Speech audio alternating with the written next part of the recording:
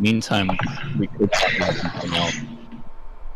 Maybe it doesn't ever hit 20. I mean, that's possible.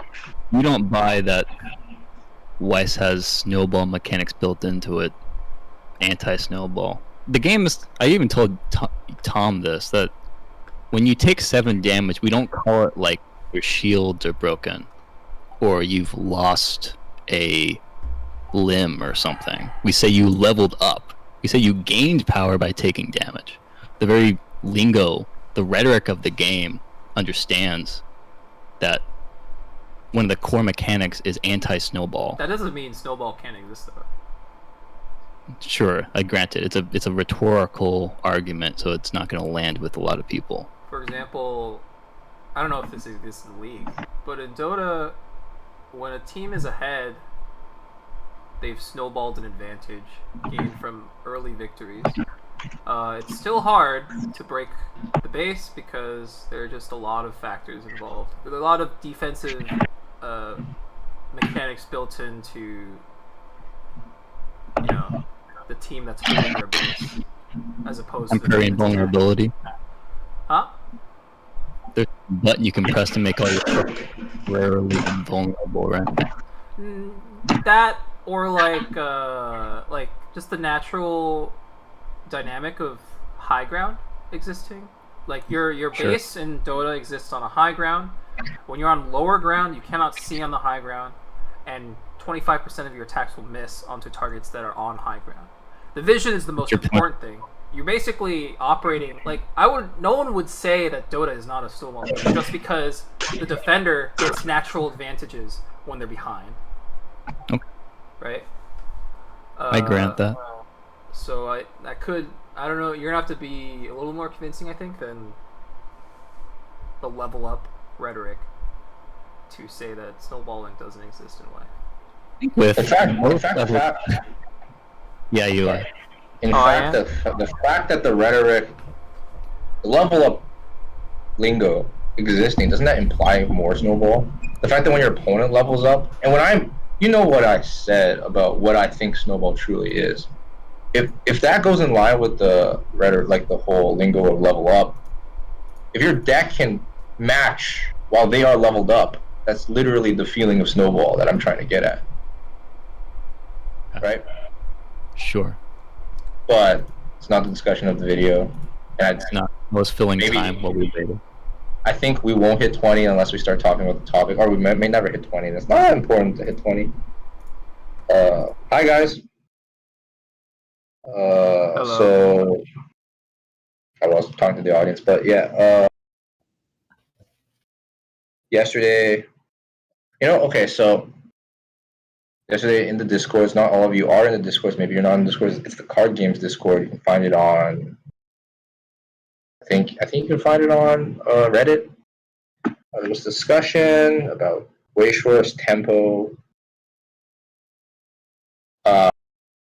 Tempo, it's a term that people throw around, and Alex feels some sort of ways. Alex Pattywagon feels some sort of ways about this term. I feel some sort of ways about it. Tom feels some sort of ways about it. And normally what we do is we just get into a discussion, have a talk about it amongst each other. But I feel like there's a lot that gets lost in those. First of all, I can't record because I didn't record the discussion. I might miss some things. If I want to call back to that discussion, it becomes like I might get gaslighted by Tom. Tom might get gaslighted by me. Alex might get gaslighted by me. And so having it recorded is good for that. And also it gives a unique opportunity for us to just share this information. Because we're not here like giving a lesson to you guys. We are here talking amongst each other and hoping you guys can participate through the comments and participate, vicariously through us. Alex, you have anything you want to add to this intro? I think just set the context right. That tempo is something we've thought a lot about, not just in Weiss, but in other games. And people use tempo as a concept to help explain and talk about how Weiss works with each other. But I have a lot of problems with that. And we have, I think we anticipate, because we tried not to talk about this yet, we anticipate that we have enough things to say to each other that the conversation is something we're both going to find interesting and that maybe other people could find interesting too. Yeah. Okay. Great. So I guess, to set the tone for me, I am partially responsible for sometimes throwing out the word maybe too liberally. But look, at its core, how I feel Wayshor's tempo is, to me, how it's defined to me, is basically an increase or a decrease of amount of expected damage a person is going to be dealing in a turn or going to be taking less the next turn. So for me, think of a typical turn. There's 3 lanes in Wayshores, and without a climax and with characters blocking those lanes, the damage that a character is always dealing is 1. So with 3 lanes, that's 1 plus 1 plus 1. So 3, 1, 1, 1, 1, 1, 1. And that's how I feel at a flat line base, the most flat, normal tempo of Wayshores is dealing 1-on-1, then opponent dealing 1-on-1, then you dealing 1-on-1. This implies a lot of different things. This implies, 1, that you can always kill your opponent's characters, and your opponent can also always kill your characters. That your characters are not dying while you are killing each other's characters, so you will have more power to kill your opponent's characters, your opponents will have more power to kill your characters, and climax is not getting played down every turn, which increases everyone's soul count by 1. So then you're dealing 2-2-2, 2-2-2, 2-2-2. And so at its core, Wayshore's flatline tempo is 1-1-1-1-1. And when there is a tempo change, there's and this is how I define tempo, where tempo gets faster is when people start slamming climaxes do 2-2-2. In the case of specifically, like Chica is like the absolute best example of this. Chica can let you do 2-2-2 on combo, and because it's a level 1 bomb, your opponent tries to kill Chica. By killing Chica, maybe they even do 2-2-2 tempo increase. But then Chica will bomb the whole field, they'll die, and then you can do 2-2-2 again without playing a climax, which climax being what I think is inherently a tempo increasing card, a card that speeds up the tempo of the game, that is positive, like net positive tempo. And they don't have to do it again because Chica was able to bomb the board. They were able to do 2-2-2 without playing this quote-unquote tempo giving card. The expected value, like I have outlined that the expected value, I think, of this game is always 1-1-1. But that's actually not an important framework. You can think that the expected value should always be the slam climax, and that doesn't change my perception of what tempo is. If you think that to play this game properly, every turn you have to slam a climax and do 2-2-2, that's okay. But then look at a card like a -2 soul combo at level 2, where they make your expected damage that turns 0-0-0, and then that's where I think that card like that slows the tempo down. It's forcing you to deal less expected value damage than normally. Or your opponent hiccups on a climax and can only do 1-1-1. Then tempo of the game slows down. Or like you're able to play the game like in a slower fashion versus like a faster fashion. So at its core, that's how I define what tempo is like, what tempo appears to be in this game. Yeah. Okay. Before I talk about how I see tempo, I want clarification on some things. A lot of the way you talked about tempo there was almost a shared tempo. That tempo is a attribute of the game rather than something that players possess. Like that a climax play increases tempo of the game state, or a -soul combo decreases tempo for the game. Is that the framing that you like, or is that just a... I want some clarification on how you like to talk about tempo.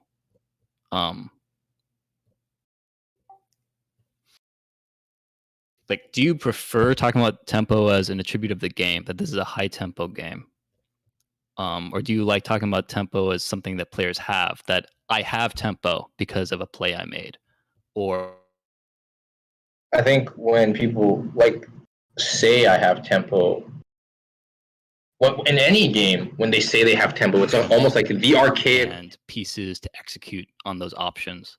Yes. There you go. You don't like talking about tempo in the entire introduction. You didn't talk about tempo as something players have. You talk about tempo as something that is true or not true of the game, or scale of the game state that is shared by the players. If I don't want to put words in your mouth. I can't hear But- Yue. You can't hear me? I just realized I was talking the whole time. I wasn't hearing Yue talk back to me. Tom, can you talk Hello? for a second? Hello. Oh, I can't hear you either. All right, Uh-oh. sounds good. I'll rejoin the call. Hello? Yeah, I can hear you now. Go ahead. So to kind of rephrase what you're saying, or maybe you want to repeat yourself because maybe I was saying something didn't get your point across entirely. You're saying I am attributing a tempo to like a natural thing that this game contains as part of its gameplay versus some people will say I have tempo or I'm making this play to gain tempo. Is that what you're suggesting here? That like what is your actual question? I think that most players would talk about tempo as something that players have rather than something that's true of the game state. But okay, so I think here when someone says I have tempo, I think they might be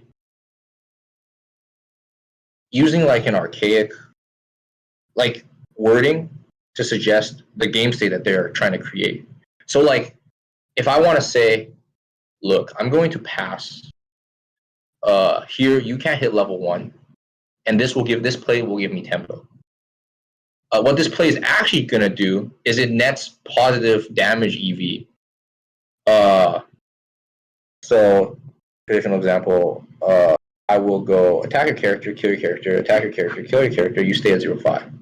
You clock to 0-6, this being the opponent, and I call that a tempo play, or I have tempo with that play. And the reason I do that is because I not only make it so that my opponent's damage EV is not high, but if my characters are like specifically oversizes, or I get to hit 1 first and do my level 1 combo, I can then have higher damage EV than him if I assume the tempo of the game is 1-1, 1-1, 1-1.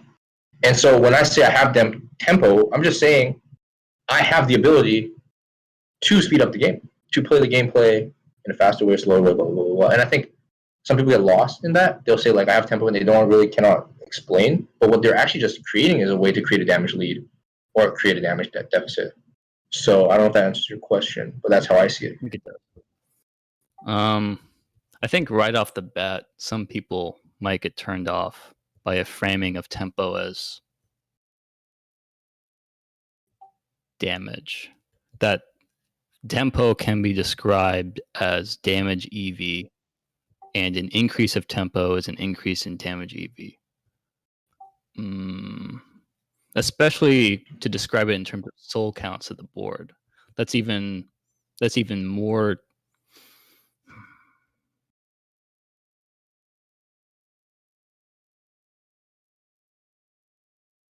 Because I think a lot of the kinds of plays that people talk about when they say, I've made a play to gain tempo, are plays that, in the short term, definitely give up damage EV. They often mean declining to make attacks. You were talking about for decline to hit the opponent to level 1. Mm-hmm. They don't conceptualize that as a gain in damage. They conceptualize that as a gain in position, as a gain in board state that is not a gain in clock. That they describe it as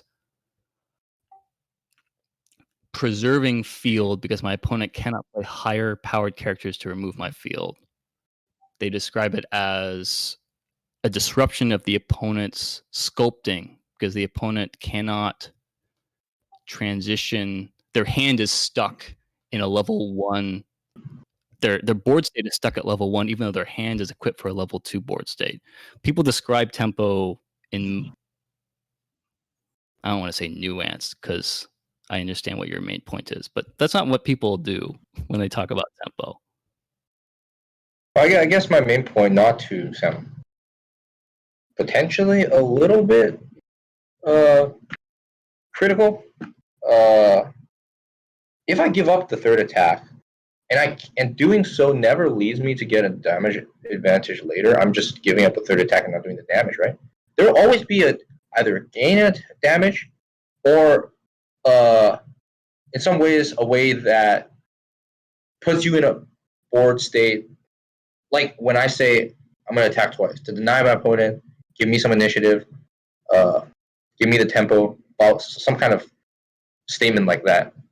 If I'm not accruing some kind of damage, either shrinking the damage difference or increasing it in some shape or form, then I don't think it's even. They wouldn't even say tempo to begin with. For example, denying a really good one is to deny. Let's give a specific example, not just talking generalizations. Let's talk about Priestess level 3, early playing triple, and how a person will see an opponent's 1/6 and not do the third attack to make sure they don't hit 2. If they want to clock the 2, they cannot play down priestesses, right? That's what someone would frame as a tempo, like a good tempo play to not do the third attack. Would you agree? Yes, that's like a very common kind of example.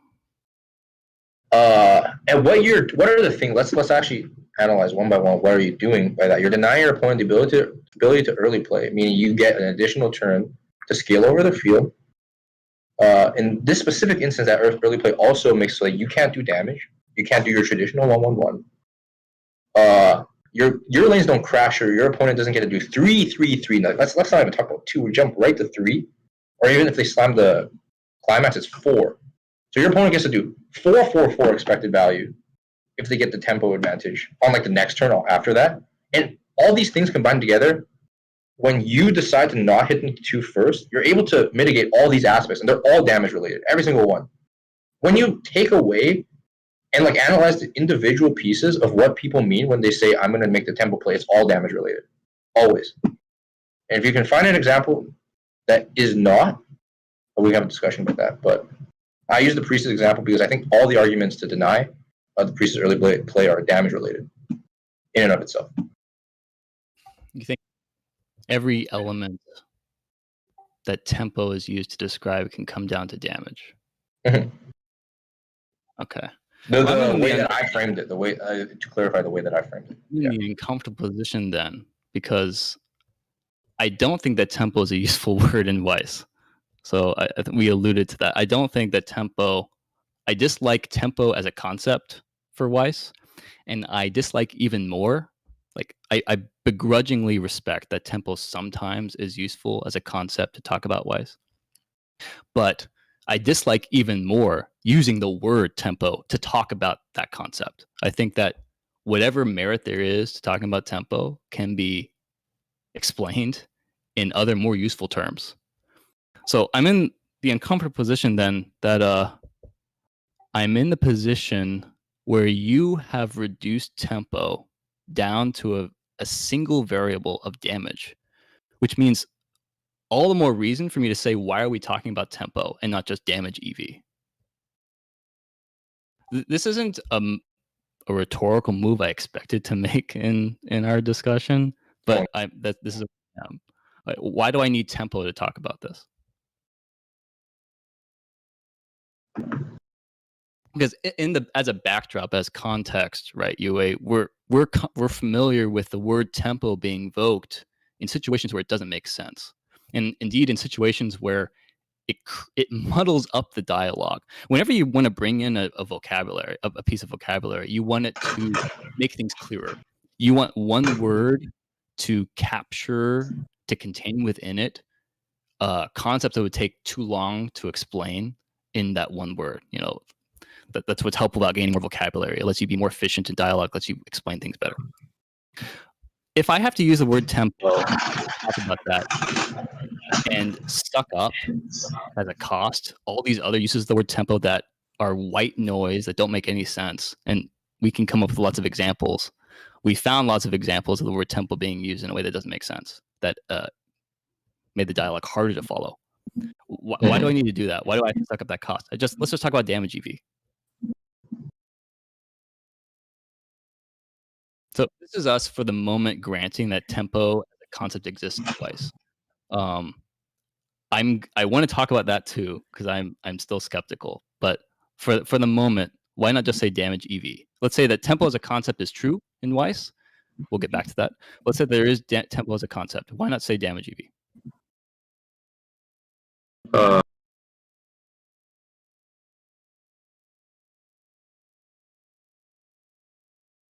I mean, damagey. Or damage trades, damage economy. I know that some people are a fan of sticking the word economy at the end of everything. Damage economy. That's all Weiss is for some people. And everything that we do in Weiss, we can reduce in some ways. We can compute at the end of the calculation as worth a certain amount of damage EV. Why not just use that? Nix the word tempo. I mean, you can, but you would have to then suggest to me why the word tempo is so problematic. And I think you want to get to that point because it's used in other ways than just this, how I described, how I would use it. But as what I'm trying to suggest is for the concept of the game that I had just outlined, the damage EV, tempo is best framed for this. Strategically, it characterizes damage EV in one word, like you said, a one word that sums it up in a way like this. That is, more elegant than saying damage EV. By the way, like you mentioned that it's supposed to sum up big ideas. It also makes just ideas in general more elegant when you use one of these like buzzwords.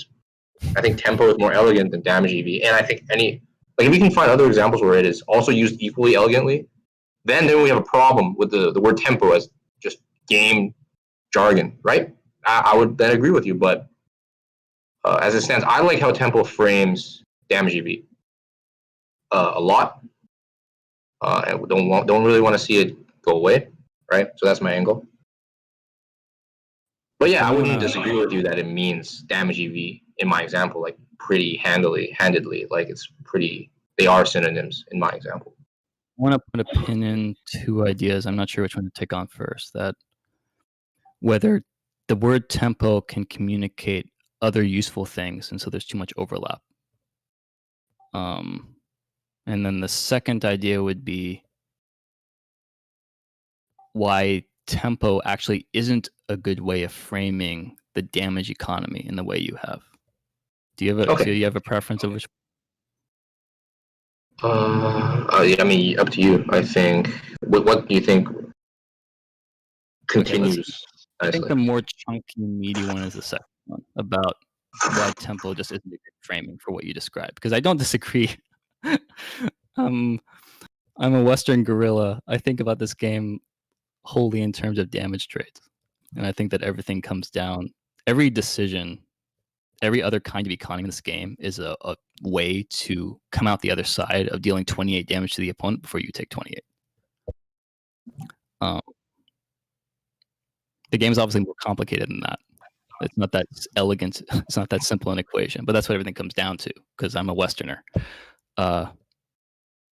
But I don't think tempo is the best framing for that. Tempo, I'm sure you're comfortable with this. That tempo is a measurement of its pace, its time constrained, and I don't think a time constraint framing is effective for talking about damage trades.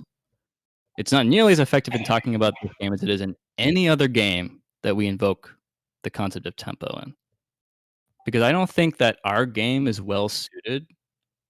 I don't think our game has constraints in player action that are time-based nearly as much as other games are.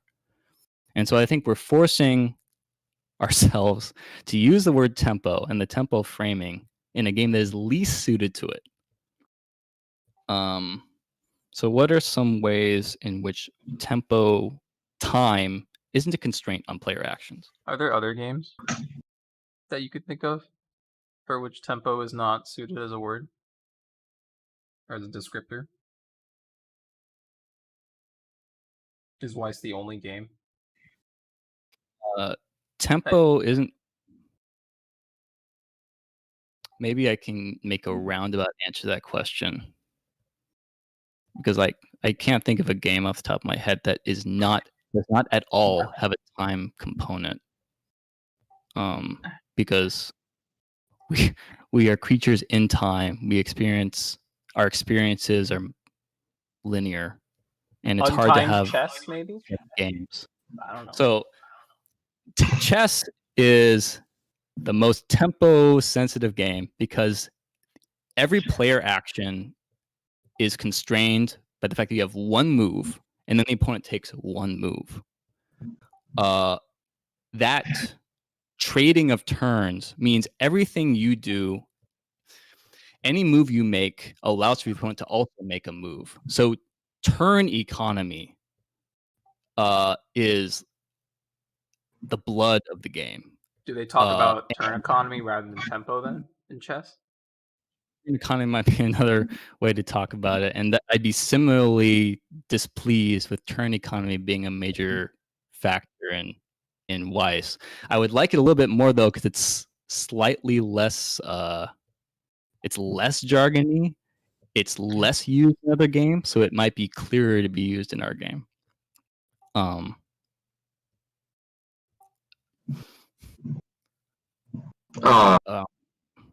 In other games, okay, I guess I'll briefly talk about other games. Similar,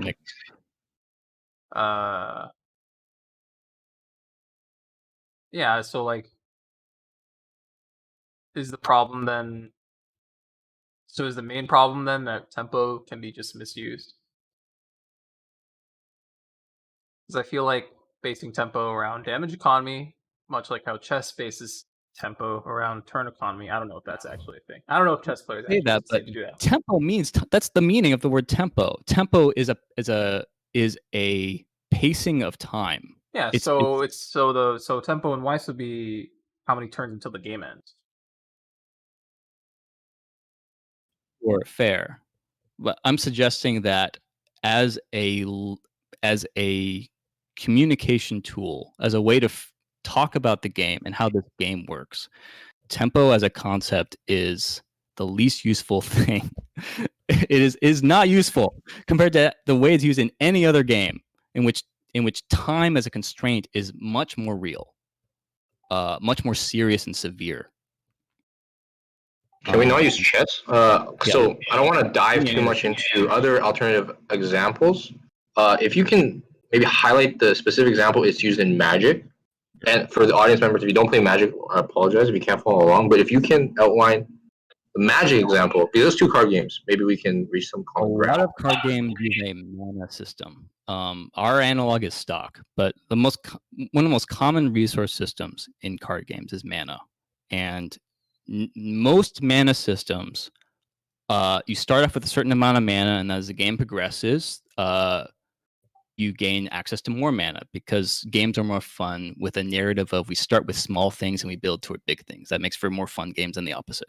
So usually, often, games with mana systems start with a small amount of mana with which you use to they're the resource you spend to affect the board, to make progress on your victory conditions.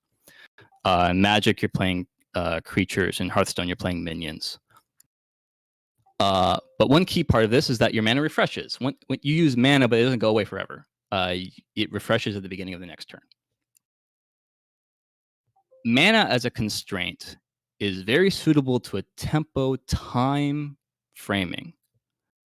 Because every turn you get a certain amount of mana, and that mana, when spent, affects the board state and helps progress your victory condition, whatever it is.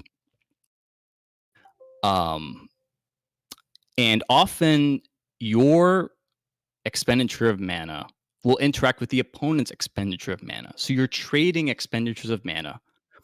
And a lot of the interesting discussion about tempo in those games is tempo trades in which we compare how much mana I spent compared to how much mana you spent and who gained the upper hand. Who spent less mana to interact with each other's plays. That's not true of Weiss at all. In Weiss, it's true in some respect in that our stock generation is restricted to 3 stock a turn. So in that sense, we are time constrained. That is true.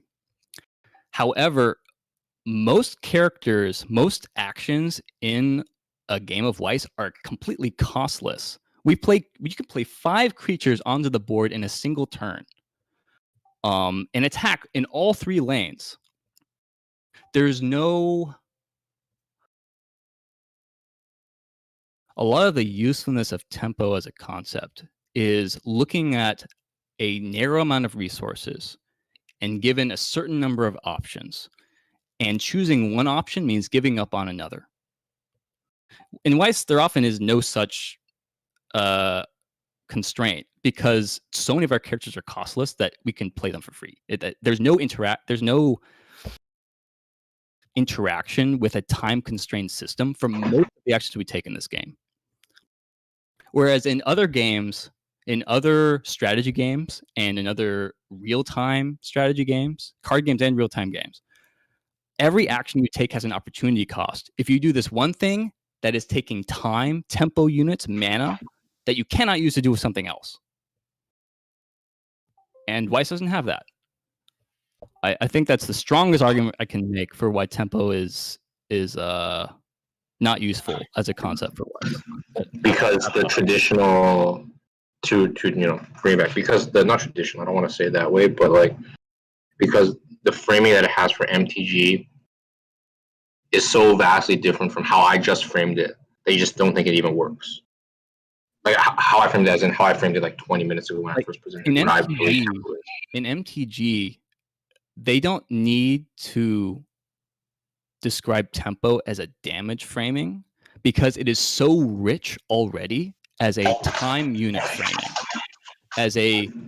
as competing interests in how to allocate our time, how to allocate a time limited resource, which is mana. That's already a very rich, wonderful place to talk about how that game works, that they don't need to then translate it into the win condition.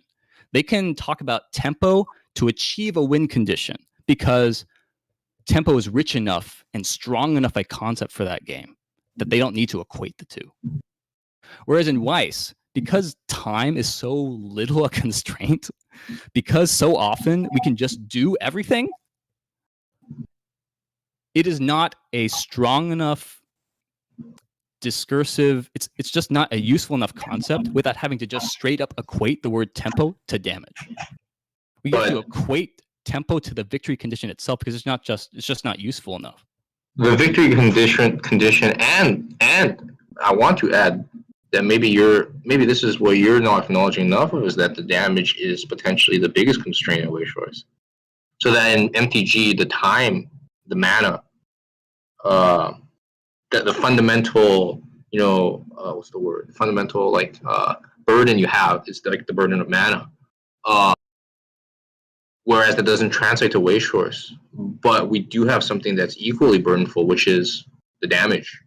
And you can, I might finish my point and you can maybe argue against it, is that oftentimes it would just be wrong to say that we don't have a burden, which is our damage. How often do you want to be able to just clock because you're at a low enough level damage? Like in your clock damage, you're at a low enough point where you feel comfortable you can clock and get that extra draw, or you want to have 6 damage in your clock so that when you can have 6 card compression, that concept later. And these are all constrained by how much damage we want to be expected to take, or how much turns we want in a given level to be able to do what we want to do in Weiss Schwarz. It's a huge constraint. You actually cannot say that it's not a constraint that we can maybe analyze tempo by, because it is so impactful to how we even change how we play the game, is how much damage we're taking. So much so that I think that is you try to equate stock to mana, when I think maybe you don't need to equate resource to resource, but you can equate something else that you can frame Weiss Schwarz with tempo as. Does that make some sense? Am I getting anywhere with that?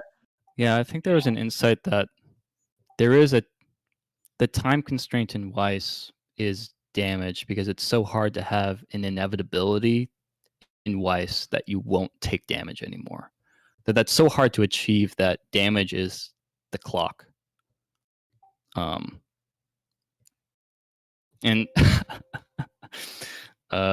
we were talking about rhetoric earlier in the precast when we were just talking, and I made the kind of stupid point that Weiss isn't a snowball game because it's called level up, not level down, or it's not called shields down. Funnily enough, our damage system is called clocking. Like, that the damage represents the clock on the game, and that I can understand a framing that says that tempo is most useful as clock development. I can understand that. I don't think that's good enough, though. So is Ricky I think a that tempo positive play? What is Ricky? How does Ricky interact? If we're gonna adopt this model of damage being important to damage is like what tempo is about. So is this an okay segue? um, Do you guys have anything else I to talk about regarding like I before we talk about before we assume that tempo is about damage? Like, I is there? I do So not want to yeah. concede that tempo is about damage. No. Okay, Alex sure. doesn't even agree with that. Yeah, You can We haven't keep even gotten going. to You that can keep point. going. We can talk about Ricky in a little bit, I guess. Okay.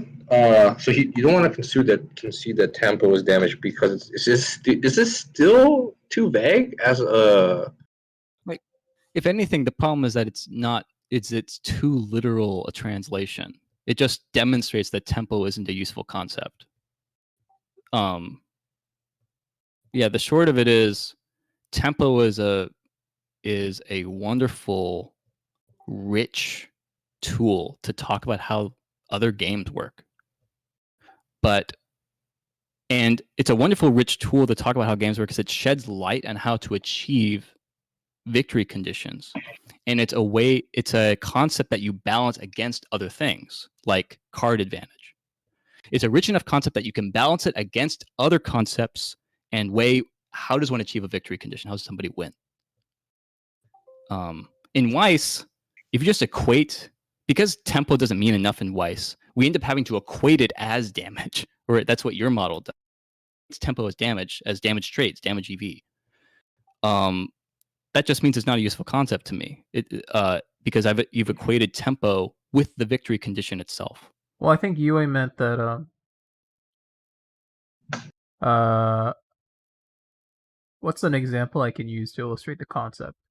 We've all been sent to level 2 before we were ready in this game. We haven't had enough turns to generate the stock we need to play the powerful cards we have access to at level 2. I love this example because I hate it. Yeah. I don't think there's such a thing. Let him finish Okay. the example for the purposes of illustrating. Yeah, the example. let's hear it. Sorry. Wait. Tom. Oh, you want me to finish? I'm sorry.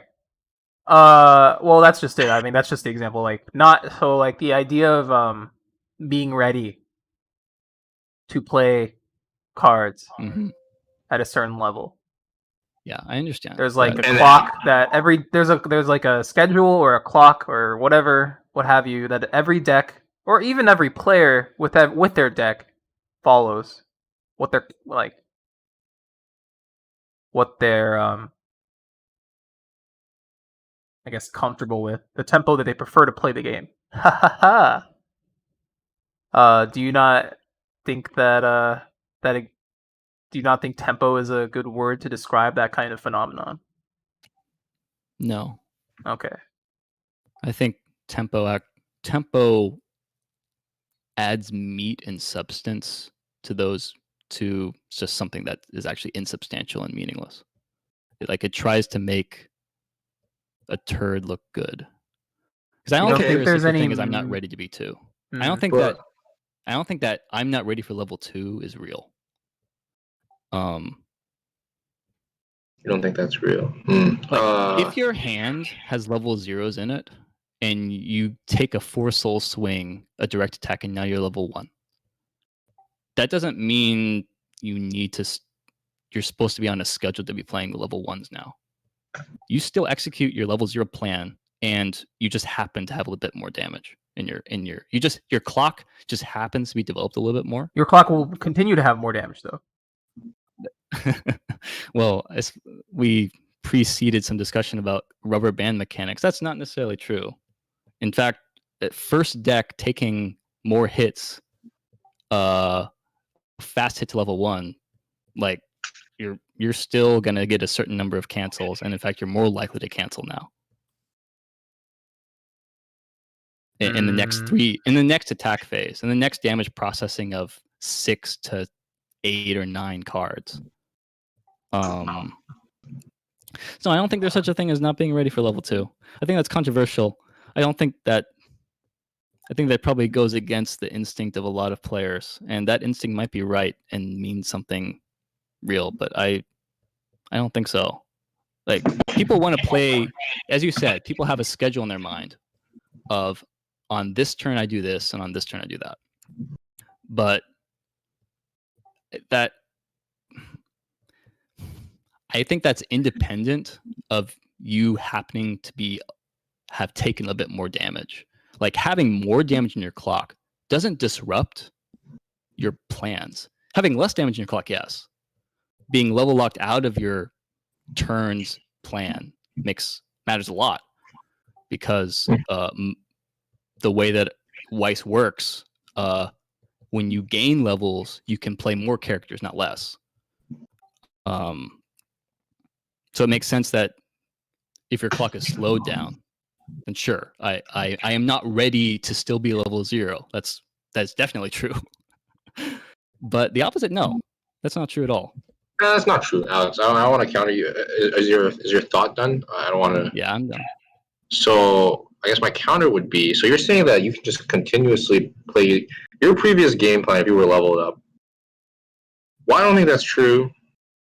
If you think about the play pattern of your opponent sending you to 2, and you stick with a level 1 game plan instead of a level 2 game plan, but you send them to 2, but they were ready to do their level 2 thing, that is a big tempo difference. I'm going to use the word tempo, but let's talk about damage EV difference. That's a big deal. If you still if you were unexpectedly sent to 2, and you had to still do your 1 stuff, but then your opponent, because he was the one who unexpectedly sent you to 2, he's already ready for 2 stuff. You're playing from the back foot for the rest of the game. What? That's a very strange assumption you're making. Why is it okay, a strange assumption? Let's talk about, let's say it's Sunshine versus Fate. Okay, and Fate hits 1 first. This might sound familiar to people who watch some Vice Sports Invitational games. Fate hits level 1 first. Nova TCG for all your... Oh, sorry. Plays a bar, and Sunshine hits level 2. Yeah. But they're not sculpted for 2 yet, and indeed, they don't have the stock for level 2 yet. They just took a ton of damage. They're level 2 now. But they still play as if they were level 1. They play Chicas. They play the stock soul. They find level 2 pieces for their double early play. And next turn, they'll be attacked. Hopefully they cancel now. You would hope so. That might not be the case. But hopefully they cancel a bit now, and now they play their double early play. But then nothing's on time anymore. For the rest of the game, nothing you're doing is on time. You say that nothing's on time, but in terms of strict number of turns that have been taken, it's precisely the same. And indeed, the end outcome of how much damage Sunshine has taken at the end of this 2-turn cycle could just be identical. Like, imagine if you switch those 2 things, those 2 cancel situations around. Imagine if, rather than eat 3 climax played swings of 2-2-3 or 2-3-3, and then cancel twice. Imagine if we flip that around. That Sunshine cancels twice, and now they're low level 1. They play their Chica combo. They salvage their level 2 pieces. Fate responds with a tri-lane with a bar, and now they hit 2, and they eat 8 or 9. The damage outcome is the same. The turn cycles, the number of turn cycles that have passed are identical. It's just that we flipped around the order of when Sunshine took the damage.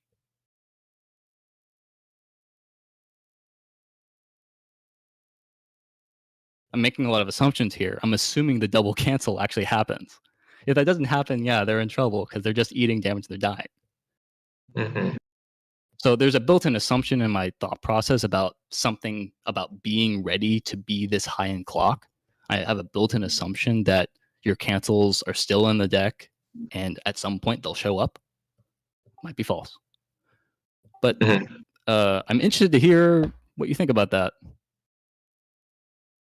Well, do you have a...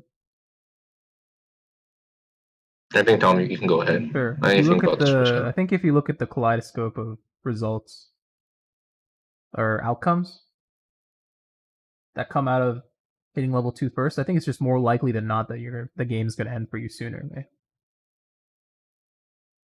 Sure. Yeah. And then that's Because what cancels tempo. aren't guaranteed. That is what tempo is trying to convey. The amount of turns you have left. I'm interested in pivoting away from this, but I don't want to if you guys have something to say. Have we reached something like at least somewhat that we can put into words before we pivot? So like what are we? Have we even gone to somewhere? Right now where we're in a parenthetical about. Can somebody remind me how the parenthetical started? This parenthetical discussion about being ready for a certain level. I think Tom brought it up as an example to illustrate the usefulness of tempo. Can you? Yeah, damage being. Yeah, the usefulness of the term. That's related to as it is related to damage. Okay, this sounds to me though that's just the usefulness of talking about damage sticking. I agree that in this game, it's useful to talk about the progression of both players' clock. I think that's extremely fundamental to how our game works. I don't know that means it's useful to talk about it in tempo terms. It's not just to frame damage. It as a time constraint. It's not just damage though, right? It's damage in conjunction with whatever resources you have available to you. The equation is something like resources plus damage equals tempo. Okay. And I think a key element is you talk about how many turns we have left. I'm not ready to be 40. I haven't lived my life yet. Part of that assumption is that you only have 40 years left until you're dead. So so you have a certain number of turns in a game, and if you take damage prematurely, then your shelf life is looking grim, and you're not gonna have a lot of time left to play the game. Okay. Yes. Maybe I can grant that could be a way to talk about tempo. I would challenge any of you guys to assert that is the way that people talk about tempo. Oh well. I would be refreshed if people started talking about turn economy, saying, "Wow, he hit we do level though. 2 pretty quick." We do though. We do. People talk all the time. Actually, this is language that you instilled in others. We talk about what? We talk about the worlds in which we win. How many turns do we have left? What actions do I have to take? I'm a big fan of talking about, for me to win, how many turns left before I die, and what does my hand and board state need to look like by the time I'll be dead? Like, do I have 2 turns left to try to find the win, or 3? Okay, I buy that. And tempo, taking tempo is the concept of restricting your opponent's abilities to affect their game plan clock or whatever. Okay, so we've shifted. Well, at least, Tom, you've shifted the idea. I don't dislike it, but this is fundamentally different from what I originally posed. Fundamentally. So I cannot shift because I have an argument that's in place. Well, like, at least I have a stance, and I'm not going to shift, but I like where you're framing it too. Can we put a pin on that as well, then? I feel like... Sure.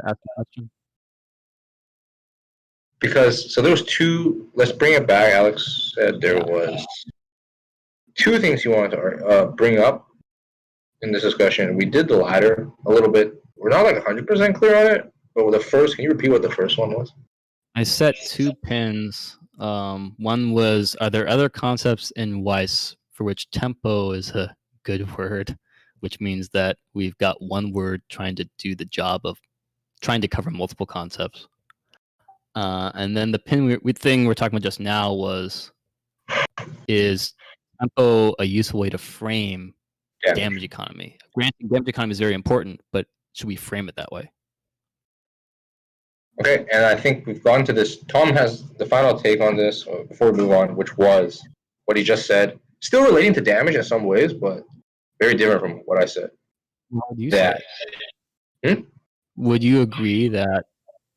Are you going to concede to me that damage economy is super important, but framing it as tempo doesn't actually help?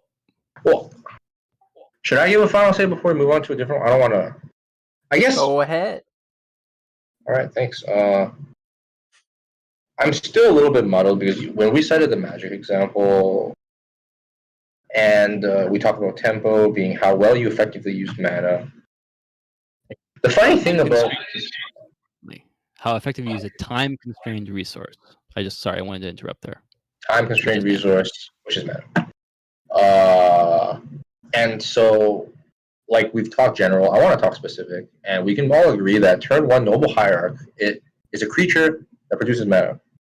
So Noble Hierarch is a creature that produces mana, and every turn you get a mana in Magic if you play down a mana, right? So turn 1 Noble Hierarch, creature that produces mana, into turn 2 creature that costs 3 mana. So you have that Noble Hierarch plus the 2 mana you're able to play down.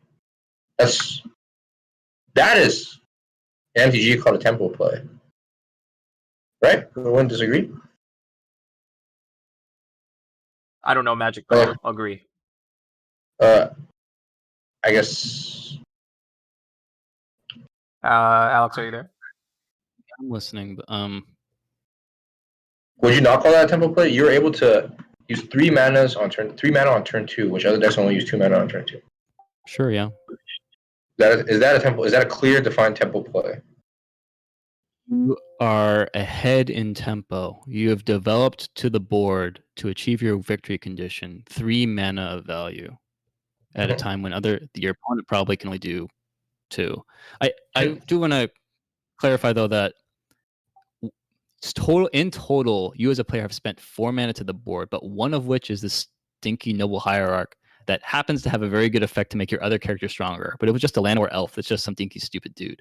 The opponent has had 3 mana to maybe develop.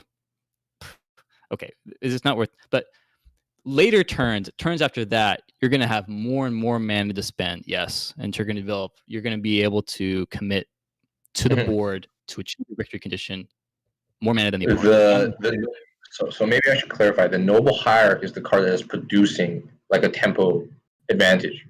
It's not the 3 mana card. Is that what you're trying to get at? Nobody gives a shit about this, but after your Noble Hierarch helps you power out your 3-cost dude on turn 2, so far you've spent 3 mana on this creature on turn 2, and you have a 4th mana of this stinky Noble Hierarch. The opponent on their turn 1 and turn 2 will have a total of 3 mana to allocate.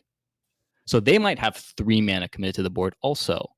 So we're comparing their 3 mana investment to your 3 mana investment plus this dinky Noble Hierarch. So for me to say that you're ahead on tempo at this point, I have to say that the Noble Hierarch is more than a dinky card. And it is, because it has a kill, whatever, right? So it's a real mana. OP, yeah. But yeah, keep going. Sure. I'm with you. Okay, so I'm using Noble Hierarch specifically for that reason. But I actually have an actual deck in mind, so I don't really want to say exactly just a 3 mana dude. Because it matters because that 3 mana dude has haste and flying. But I don't want to get into too many details. My whole point of that is like a tempo advantage in that game also converts to damage a lot of the time. Yeah. The win condition. And funnily enough, it way short a tempo advantage or a tempo lead or whatever it actually just converts to damage too because it literally is damage by my friend. Yes. Now we're getting into something we really want to talk about. In other games, because tempo is not equivalent literally to the victory condition, it's not equivalent to damage. We can talk about trade-offs between tempo and other things that can help achieve the victory condition. Tempo is balanced against other considerations. Do I spend 3 mana, my time-limited resource? Do I spend 3 mana to commit to increase my board state, to make my board state better, to help achieve my victory condition? Or do I spend that 3 mana to draw cards? Those two things are in tension of improving my board state or improving other kinds of resources. Because the game is rich enough, tempo is a useful enough concept, it can balance other things. In Weiss, I would love to hear an example, or ideally a couple examples, or a robust summary of what it is that tempo can be traded off against me as a player in the game. In a strategy game, I'm making choices and balancing different things I want to happen. If tempo is a useful concept in Weiss, I would love for me to think about sacrificing tempo to achieve something else. I mean, what about clocking? The clock mechanic. A lot of people choose to not do it when you hit like a 1 or 2, as early as level 1. Usually, rarely at level 0. There's times. And there's that trade-off there. If damage is truly the tempo that I just outlined for you, why can't I trade off? Wait, am I getting somewhere with this? Am I like stepping on my own toes here? Because if everything is damage, clocking gives you cards. You then use those cards for damage. So if damage is the measurement of our victory condition, and damage is also our measurement for tempo, then dealing damage to myself to get cards that then deal damage is it just means tempo doesn't do anything as a concept to teach us about a trade-off that we're making. It doesn't shed light on strategic considerations and balances.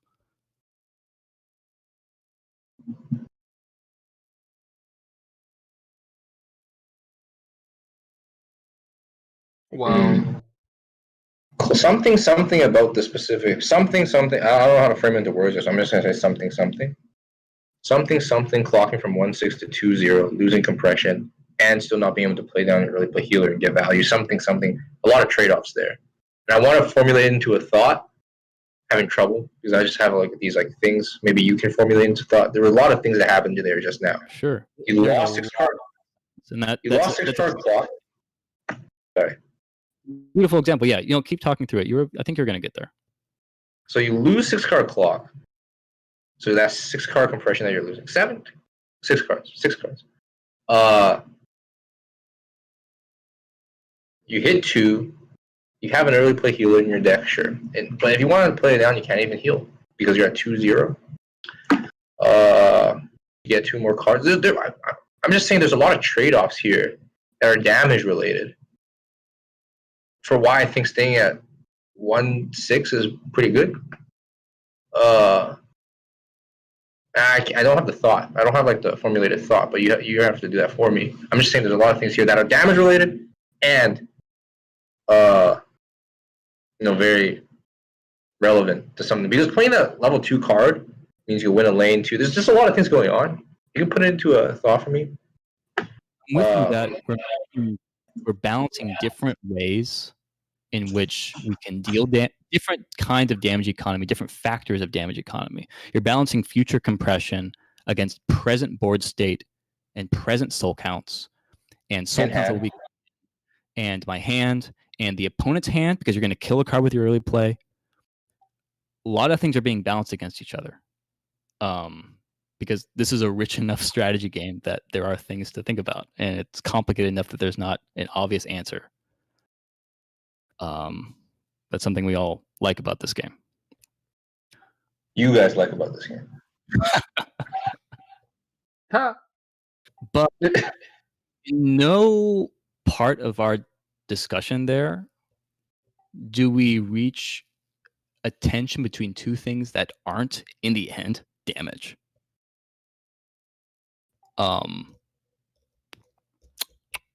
I think a lot of people who aren't us have already turned off the video because they've stopped listening to us already because we only think about this game in terms of damage. But we're ignoring those people, I suppose. We'll get to comments after for people who are sticking around. I'm just going to add to that. If you have like a comment that's interesting, we're going to read them all after because it's worth it if we have time. Anyways, continue.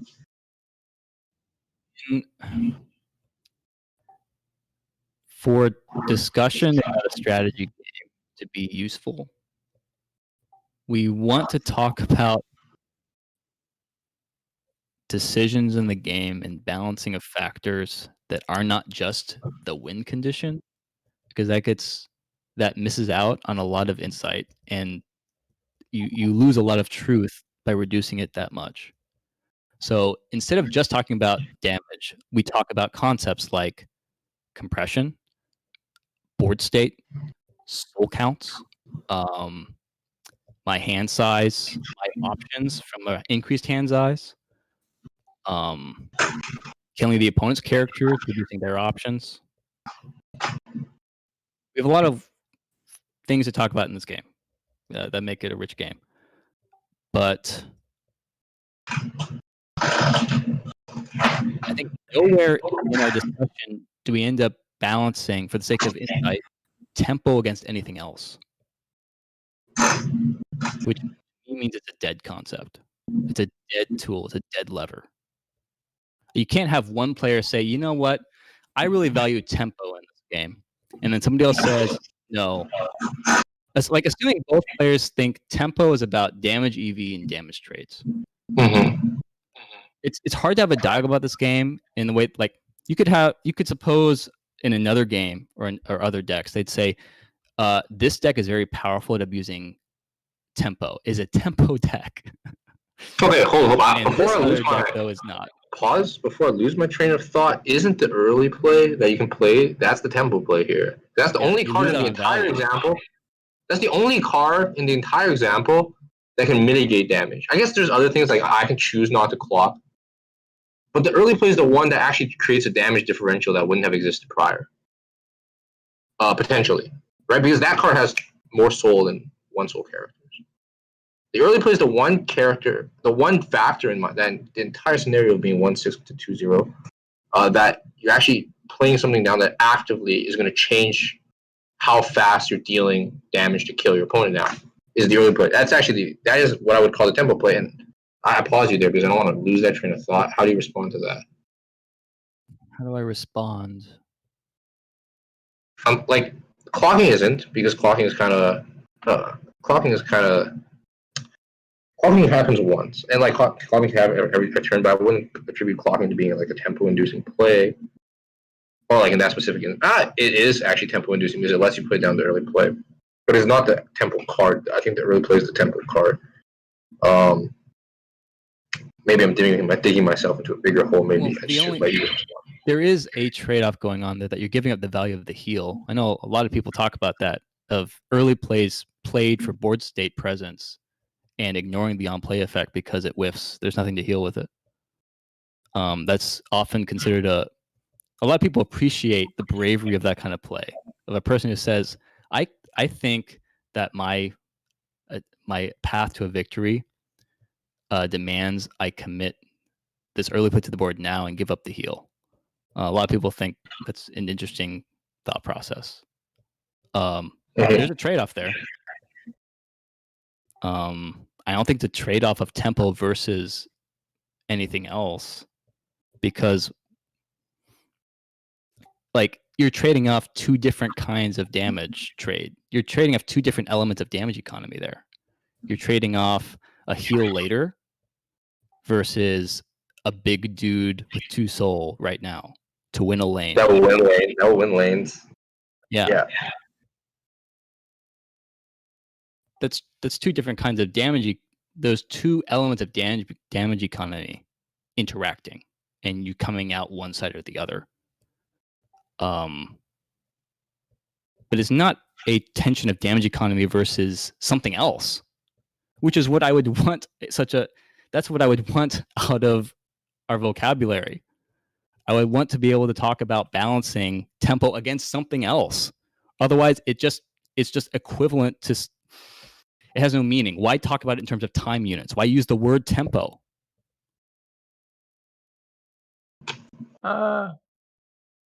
It creates a story, what's the term? Narrative. It creates A mental framework for okay. people to interact with. I'm not sure I buy that. I think push and pull. instead it piggybacks on a mental framework that people already have from other games, and which is much better suited to those other games. But people have seen tempo talked about in other games, so let's use it in this game. And it doesn't completely fumble. Like, you can construct sentences that use the word, and they can communicate something sometimes. But a lot of times you communicate nothing with the word, and you're using as jargon a concept that actually doesn't help us understand the game at all. We could just be talking about damage economy instead, rather than introducing time constraints when most of the game doesn't have them. I think you guys are really reluctant with the idea that tempo means time, and you guys don't. Tom was on board, and Tom found a different framing that incorporated time as an element of this game. Yue doesn't like that, though. I don't like the. Yeah, I don't. You don't buy that the word tempo, just equating it to damage economy, is on its face misleading and inartful and poor communication.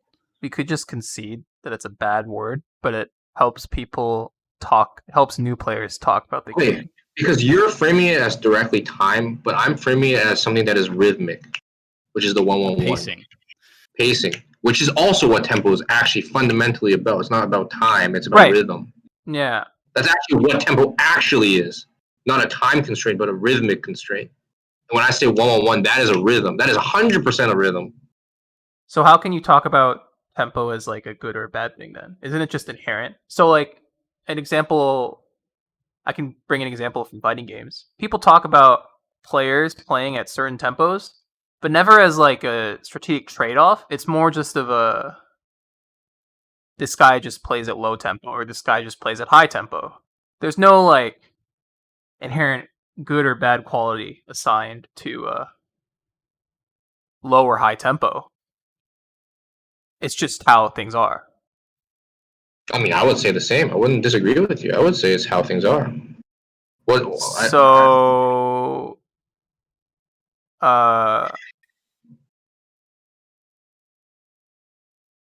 if I just had a back row, just a passive back row starting at level 0. It's my brainstorm. Let's say it's my brainstorm, and all it says is my whole front row gains a soul.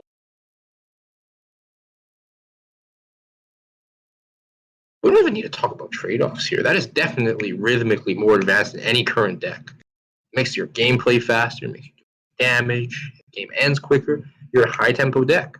Card doesn't exist, obviously, because it's stupid.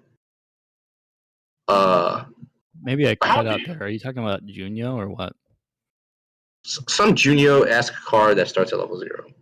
Okay. It makes your whole board passively 1 more soul for the whole game. Rhythmically, your deck is just doing more damage than every other deck. And, I don't even want to, because you guys keep talking about a time constraint, but this is very rhythmic. Your ability to always do 3 more soul every turn. That's tempo in my mind, and I don't know why it has to have a time constraint. Well, how it relates to MTG, maybe it does. How it relates to chess, high tempo because it ends the game sooner. Okay. There are so many ticks of the clock. Your hypothetical card increases the pace at which the clock ticks. Okay, then my original, we started this whole stream off my original contention, saying that the tempo, the most baseline flatline tempo being 1-1-1, and when you slam a climax, it becomes 2-2-2. The climax is the tempo-inducing card. Slamming the climax is a tempo play, and that is also shortening the game length of it. So I wasn't even that in disagreement with Tom. Maybe our two things actually did interline more than I thought. Because that was what I did originally say. And I think that actually does relate to what you're saying, Tom. So I think there's some common ground there. I would like to know how Alex would want to respond to that now, because he even conceded, Tom, that what he said might make some sense.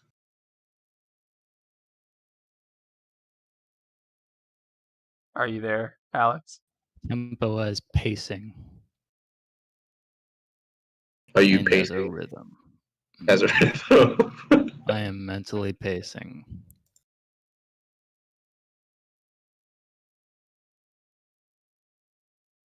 This is stupid. This is dumb. What I'm about to say, but I would just be so disappointed because in other games, tempo means something, and I don't.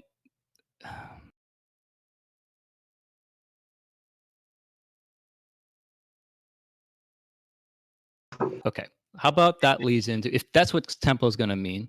Tempo means a rhythm of damage output, and high tempo, which often costs resources, some kind of resource to increase tempo. That can be a balancing act. That not everything, resources sometimes are harder to equate to damage, so maybe that's the counterbalancing thing I'm looking for. The other concept of the game, stock in hand or whatever. And sometimes even like board slots, stage positions, how many slots do you have open? Sure. There are the things that are hard to equate to damage that don't neatly equate to damage, and so those are counterbalancing to tempo. Tempo as rhythm. There are other concepts in this game that I would want to use the word tempo for, which would mean tempo has too much burden on its shoulders as a word. So I guess what's my best example? Oh, so we're going to pin A, right? Yeah, this is the other Okay. pin. I have two examples that I already have written down for me. Bookmark. Both sorry, of them are temp. What was it? Bookmark. What's the word? Waypoint for viewers. We're going to talk about whether the word tempo has other legitimate uses that might confuse whatever agreed upon definition we have right now. I did see in the chat somebody said that there was a perfect segue into talking about Ricky at some point. Yeah, there was. There was a pretty good one when we were talking about Mantis Rider leading to dealing damage. Ricky is such a interesting card and well-known card that it probably would be really useful to incorporate it into a discussion. So, go ahead, Yue. What was it? It was during when we were talking about Mantis Rider, like Noble Hierarch into Mantis Rider, and the goal of that tempo gain was to deal damage. So there was a goal of doing damage. I think there was something in that conversation that made Ricky slot in perfectly, because I remember I thought about it too, and then I saw the comment. But it's a little bit far back. We should probably just move on to talking about Pretension A. Okay, well, I'll just say that Ricky as Noble Hierarch is pretty cool. Sure. Hey. Oh shoot! I can say shit, right? It's like a PC word. Whatever. Okay, two examples. Both of them are described tempo as actions, not as damage, but instead limitations on my choices, which is the way I would love that word to be used. It's the way it's used in other games, which are time-limited constraints. So there are some time-limited constraints in Weiss. So I got two examples. One of them is at level 0, in which most decks experience a stock crunch, especially if they go first. Their second turn they're often limited to just one stock, ignoring some notable exceptions like Konosuba's Snot Aqua. A lot of decks would like to be able to use 2 stock. They have zeros that want to use stock, but on turn 1 they were only able to generate 1. Which means that the player going first, I think most people don't see it this way, so I think I'm a little bit unorthodox. The player going first is actually at reduced tempo compared to the player going second. Player going second, if they're able to attack twice, then that's not a guarantee. But if they're able to attack twice, then their second main phase, they're going to have a lot more options on how to use their stock. Whereas the player who went first on their second main phase, they basically have half a turn of tempo loss. Their turn is gimped. Their turn is like a half turn. Is it? They effectively just use the stock to get an extra card in hand, right?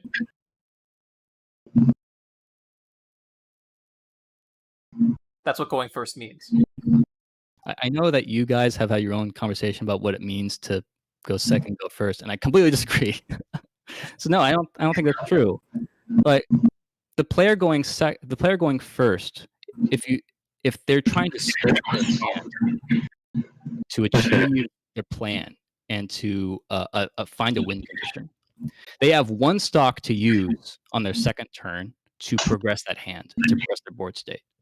Whereas the player going second has 2 stock to use. Granted, they had to commit 2 cards to do so, whereas turn 1 player, first player just used 1 card. So like there are trade-offs here. The player going second, in order to capitalize on that possibility of having multiple stock for their second turn, needs to commit multiple cards and attack with them on their first turn. So there are trade-offs, yes. But the player going second, their turn 2 is a real turn. They have multiple stock. They do not have so egregious a stock crunch. Whereas the player going first has a gimped half turn. It's barely a turn. They have 1 stock to use. So that's an example, I think, where tempo means something. Tempo as options. Tempo as a time constraint. Here the constraint is how many opportunities in the past have I had to attack. As the game goes on, we have more opportunities to attack. Each turn provides us 3 opportunities to gain stock. A lot of people talk about this, that Weiss is a game of stock limitations. That's one of its core mechanics. And Tempo is very useful to talk about that, especially early in the game, when the first player, by the rules, is limited to only attacking once.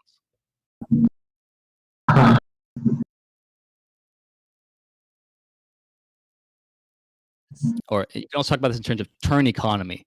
The player going first, their first 2 turns are barely turns. Whereas the player going second, their second turn is a full real turn. At least in terms of like stock use. And I think a lot of what dictates options in this game is the ability to use stock. There's a lot of non-stock costed plays in this game. But especially on zeros with on-play effects and startup effects, a lot of them use stock. So what do you guys have a response to that? I want to be able to talk about tempo that way. Tempo as options and constrained options based on time.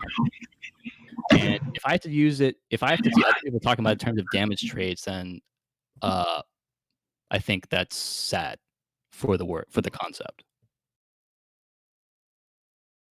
Constrained resource. But didn't you just say earlier that Waste is a game of no constrained resource?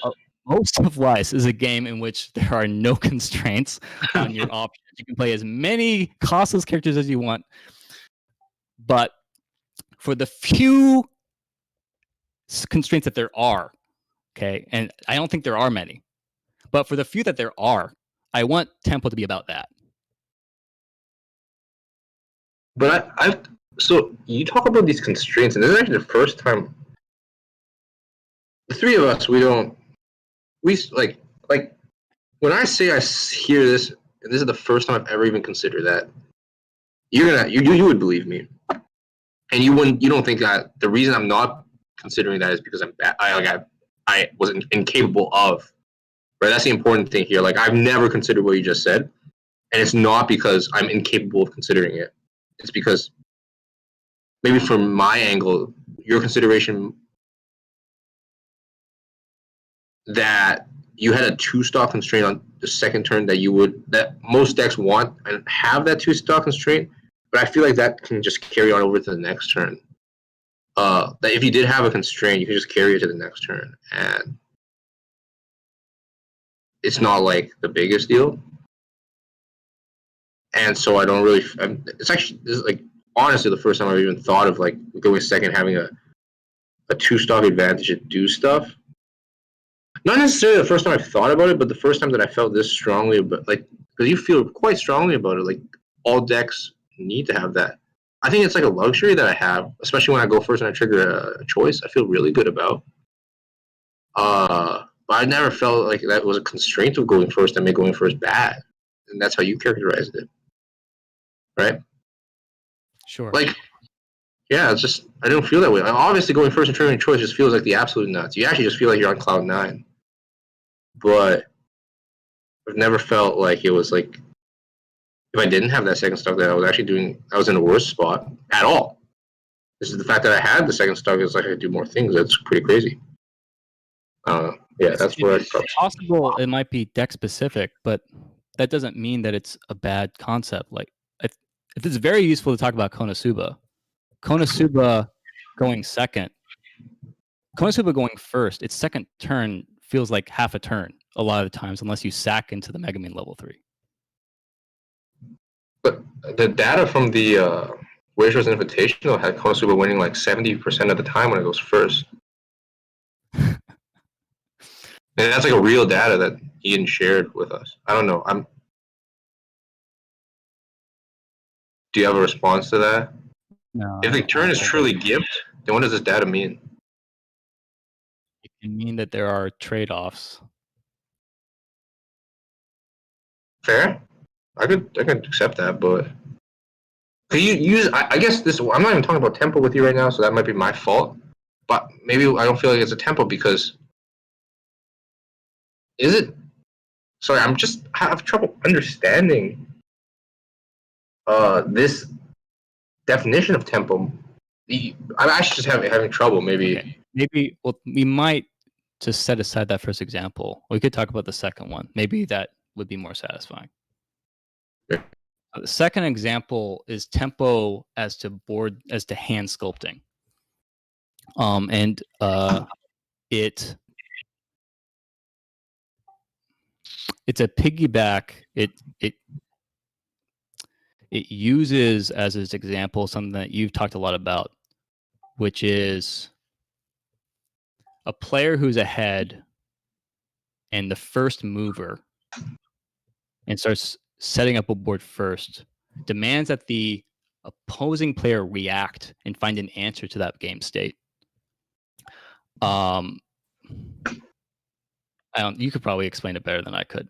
But the basic example I'm suggesting is that tempo makes sense to describe one player being behind in time, behind in player actions, to sculpt hand and board state that is right for the board state. So, example, Brainstorm. Brainstorm is a time-limited resource. There are not that many in the game. But most brainstorms are rest costed. You can only brainstorm once, usually. You self-rest it. So often you can just brainstorm one time a turn, and it either hits or it doesn't. A player who is brainstorming for a card for that board state right now is behind in tempo compared to a player who is brainstorming and sculpting for the next turn. I think that might be an example that you're pretty comfortable with as an example of how tempo can be used to talk about the state of the two players in a way that's not just damage, and indeed might be in tension with damage. You could sacrifice damage to get tempo on sculpting. You could say, this turn, I'm going to sacrifice EV to gain tempo to be prepared for next turn sculpt or something. Like, I haven't thought this through on the examples, but I think that there is something substantive to talking about tempo that way, of being a turn ahead or being a time units ahead. And here the time unit, the reason why tempo is the word, is rest is a time-constrained resource. A card can only be rested once a turn. So that's why tempo is a useful way to talk about this. Brainstorming as an example. Do you have another one to be more? I like the brainstorm example, but if we can get another one, I like this framing a little bit more. Clock phase is only once a turn. You can only clock one color at a time. You can only set up your clock to have one color. So a player could be behind in. A player could have fucked up in tempo because they need 2 clock faces in the time constraint of only having one. What else?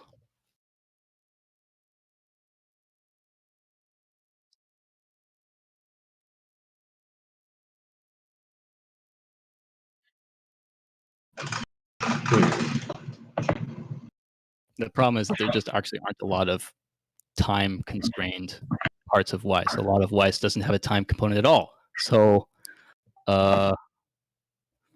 maybe Chad has an example of something in Weiss that is time constrained. Rest as a cost is time constrained because you only stand once during stand phase. Clock phase is time constrained. You can only clock once a turn. Mm-hmm. Basically, anything that is you can only do once a turn, like mana, only refill once a turn, is good fodder for using tempo as a concept to balance against other considerations. Tap self brainstorms. And there are Clocking. exceptions, like sometimes you can stand another character, like Playing a some of the climax. Boonko sets. Oh, sure. I don't know. I'm not as big a fan of that example because climax plays are so intimately tied to damage. Wait, but you can only play a climax once per turn. Someone said Yeah, standby. Okay, I like this playing That's climax true. thing, Alex, because you can only play climax. You can only play once a turn, and so you can only grab one you can only develop one standby target every turn. So I can be behind in tempo, or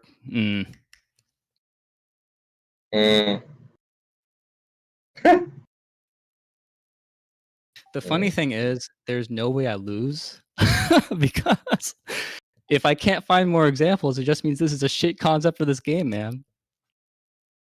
Yeah, but we're getting to examples that are related to damage, which is the problem.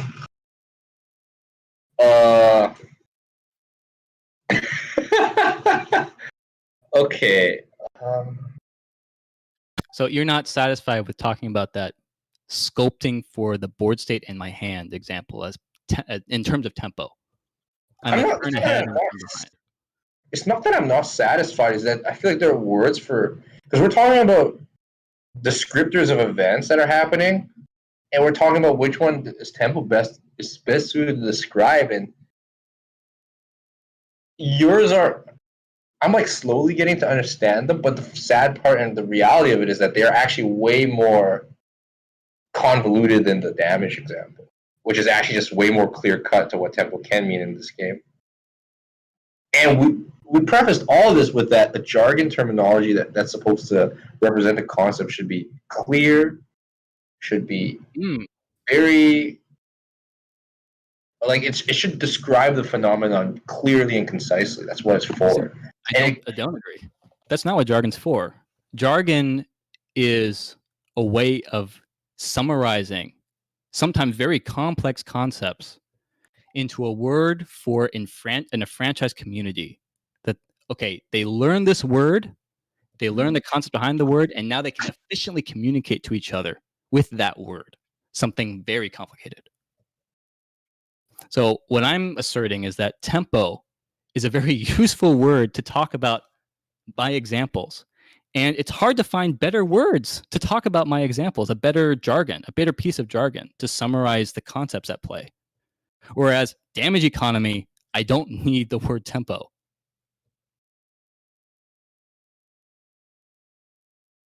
The two. Maybe Tom has an idea of how to describe being a turn ahead or a turn behind. I would say a turn of tempo. A turn ahead or a turn behind in sculpting for the board. Development. I was thinking. So okay. That ties back to my concept about not being ready for level 2. If you have sculpted with a certain time frame in mind, I'm going to hit level 2 here, hit level 3 here. I'll have this amount of resources then. Sometimes you can describe. I like the tempo. That's why I like the tempo in regards to hand sculpting.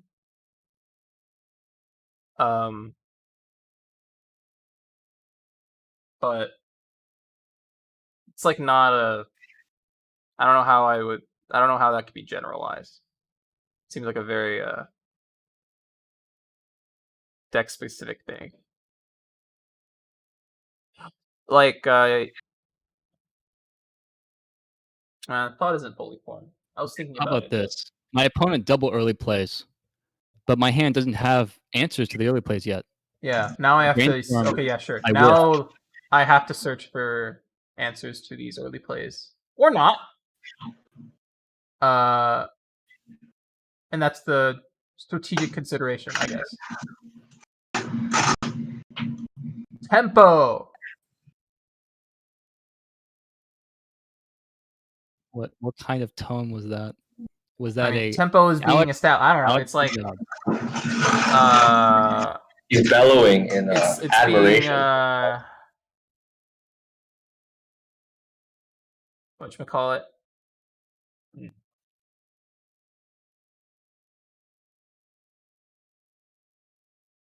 The player who played the early plays has made a tempo play. They have forced an opponent to make they have forced their opponent. They've introduced some kind of priority that can change how their opponent decides how to sculpt their hand. And there are now strategic trade-offs involved in the opponent deciding to sculpt for certain cards. Okay, so I'm pleased that you sound pleased, but I just don't agree with that framing. I don't think that was a tempo play. It's a tempo play for me. Sorry, Yue, go ahead. It is a tempo play for me, though. Yeah, Okay, okay, it connects with my framework, and I like it. For me, you're committing resources to develop early plays. You've built a deck that is oriented around a double early play or whatever. Yeah. Those 2 early plays on the board will generate value. They'll accrue value for you by living, by dealing soul, by reducing soul, because they're gonna stay on the board. They won't have to crash. All this stuff. Okay, all the stuff we're totally familiar with about what early plays do to the board state. Yeah. Where tempo comes in, because I don't think that doesn't come out to a tempo play to me yet, because there's nothing in there that is time related.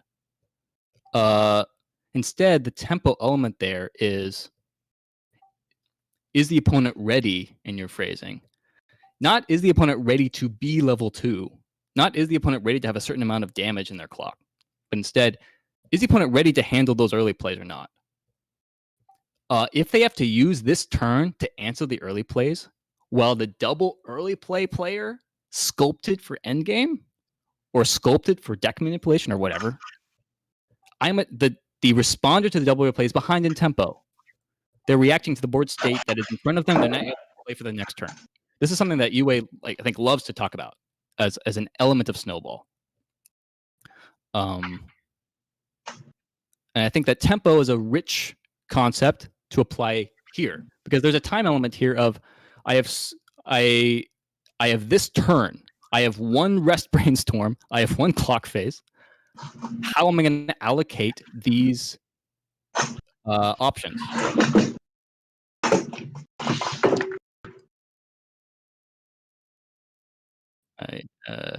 Maybe it's not a sexy enough example. My problem, I don't have any better examples. Are we not agreeing here? I'm not following. I didn't like that you said that the early play was a tempo play. I don't think that's a tempo. The tempo. It is a play that story, establishes tempo. I don't even like that. Maybe the tempo before was like a mezzo. Was like a what? I forgot. It's been so long. See, I think what Alex characterized what you just said as, like, he would probably characterize it as like a trap into my belief of what tempo is. Because when you say the early play is a tempo play, it probably relates to damage again. And then it's my definition of tempo. But I think it might fall into plays where Alex's tempo play, like, let's talk about the 3/2 Sakura that stalks on tap as an early play. Is that a tempo play if you play that down? Is that card a tempo card, Alex? Oof. I think that's a really good question. Doesn't it go down to damage again? No, not that card. That card doesn't go down to damage. The tap.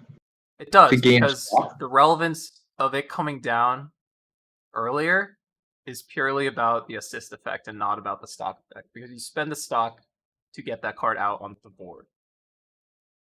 Well, no, because it accrues a once per turn resource. I'm trying to say, how does this card apply to Alex's framing of it, of cards like this? I'm not sure about that card, Yue. I have other cards in mind. I think it would be disastrous if we didn't talk about Wormhole. Especially Adventure Time just got one, or revealed. Oh yeah, it did. It's lit, boys. By the way, place that pre-order on Strictly Real. Quick, continue. Wormhole is a tempo card because you use one stock and one card thrown away, and we can compare that investment to the opponent's investment in terms of time. If Wormhole bounces 2 early plays that each cost 2 stock, you have spent 1 stock, which is like a third of a turn in resource accrual, for 4 stock, which is more than a whole turn of resource investment. Similar to a 1-mana counterspell like Ceremonious Rejection, countering like Ugin the Spirit Dragon. Exactly so. To make like a perfect side-by-side comparison. That would be perfect, right? I just want to get that framework there. That's your perfect side-by-side comparison, right? Yes. That's for why Wormhole is the tempo play. Okay, I like that. I actually do like that. How do I think of that? But how is that not related to damage? You play Wormhole because it kind of swings what happened originally with damage back into a normal damage pacing, like a normal rhythm of damage. Whereas the early plays were going to cause an abnormally skewed towards the person who has early plays damage tempo, or how I define tempo, like a damage progression. What if Wormhole simply sent them to memory for the turn and then brought them back at the opponent's draw phase? Is it still a tempo play? Is it still a tempo card, Yue? For my definition of tempo? Whoa. Kind of like Climax, isn't it? It's kind of like a Climax, yeah. I would say yeah. I would say it would be, yeah. Okay. How about you? But like, with Wormhole's current iteration, I feel like Wormhole applies to both our definitions of what tempo should. It does. Yeah. And I think your memory version of Wormhole also, like, part of the investment of their stock was to gain soul advantage. That's part of why they invested that stock in the first place. So if I answer your stock investment, what about one stock, Calling that could be a good trade. Calling card as a tempo play. Yeah. Unfortunately, it can't bounce costed characters. Right. Side note: I was looking through different Weiss forums for examples of the word tempo being used to ground us, and the calling card was indeed an example. Somebody talks about the calling card as a tempo card. Okay. So this isn't completely out of the blue. What do you think about that?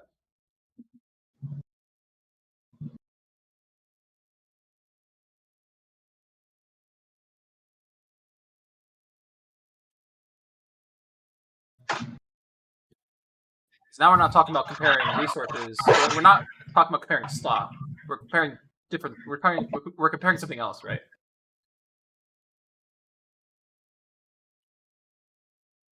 At least that's what I think is happening when we talk about calling card. There is something else being compared, but I'm not sure what it is. This chair doesn't creep.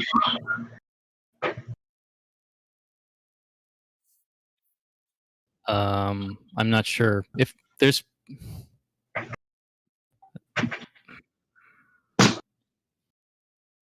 don't know. Maybe chat has the answer. Is it beneficial for us to keep giving these examples? Someone says, I think so. The stock differential is the better way to think about the gap in game flow, and I think this person said previously that tempo is about plays that change the status quo. So they are a subscriber to the rhythm argument, I think. That's like some weaselly half measure between you and my position. I mean, that's what this is all about, isn't it?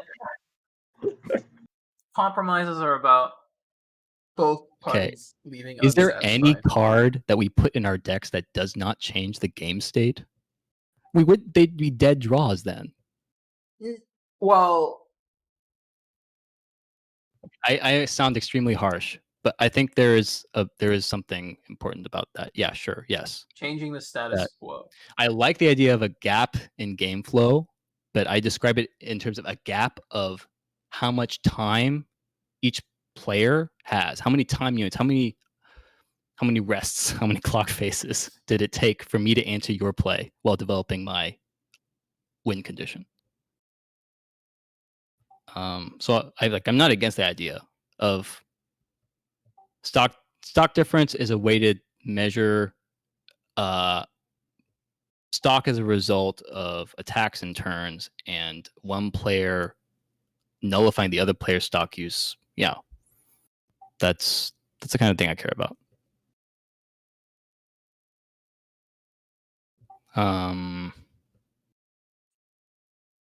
I think it might be hard to find an example of tempo that doesn't end up affecting damage. We're all of us in this discussion are we love the idea of thinking about the game as damage, so we're going to find a way to connect anything to damage. Are you trying to get? So if I frame damage as tempo, because it'll always end up as an argument for damage inevitably, then my position on all of this is almost like too wide encompassing that it will just like naturally seem like my position has a better stance, but it's not necessarily true. Is that what you're trying to get? Is that an angle that you're getting me at? That's the way of saying it. That because the two are two equivalent, your framing of tempo is always going to apply, but that doesn't mean it's useful.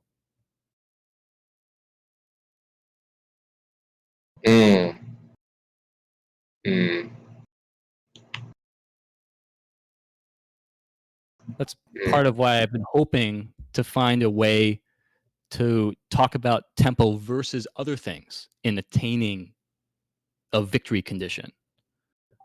That's what makes discussion in this game good, is differing opinions about how to win. So we can talk about differing ways to achieve damage economy, which is how you describe tempo, a rhythm of damage. But that's not a rich discussion to me. And I would be sad if the word tempo was about that and not about the things I talked about, which I don't think has a better word. I don't think there is a better framing for being behind a turn in sculpting my hand. I think tempo is a perfect word for that. Perfect framing. And I don't want it to be stolen away by damage economy, which is everything.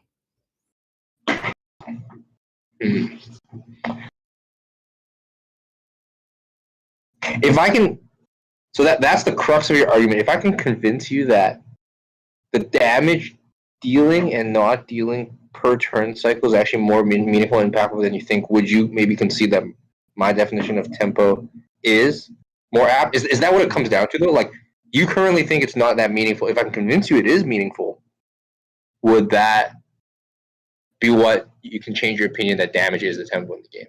Is that what the difference here is? I think what you just said, yeah, sure. Yes. If a turn-by-turn framing of damage was really useful, and I think a lot of standby people would really love that kind of framing. Like a lot of the discussion about Global Soul and First Deck likes talking about that kind of framing of when is damage most effective at what point of the game. And okay, sure. If you could convince me that that was really important to be framed as tempo, that we got a lot out of it, that we couldn't get otherwise, sure. However, I think we can get at that otherwise. We have other ways to talk about turn cycles and damage rhythms changing, going up and down over the course of the game. We have other concepts like first deck damage. Like the West loves talking about first deck damage. I don't know what else. I'm sure there's other ways that other kinds of concepts we've created to substitute for your framing.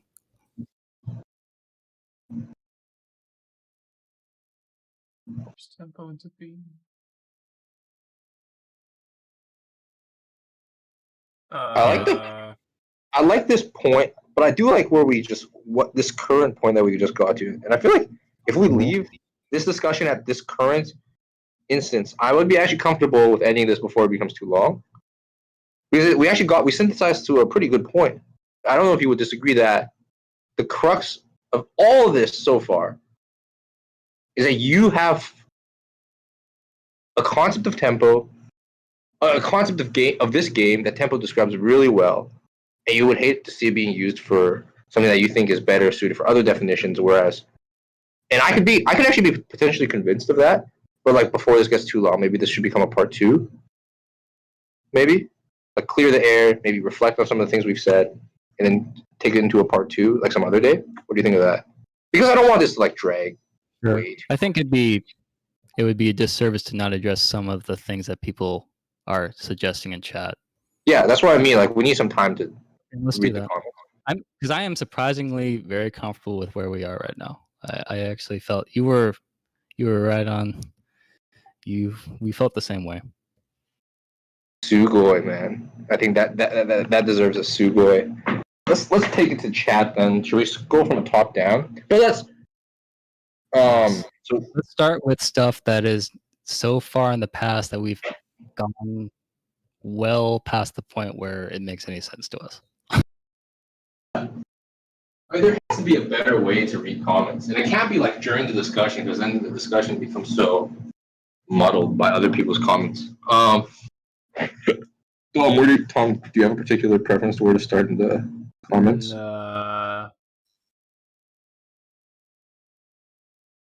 Or maybe Tom has seen some of the comments that are worth talking about. Some of the input that makes me stupid and wrong. Someone had an issue with the way you are forcing tempo, like your Alex's definition of tempo, and that it's ignoring the etymology of the word. I don't know if you have anything to say to that.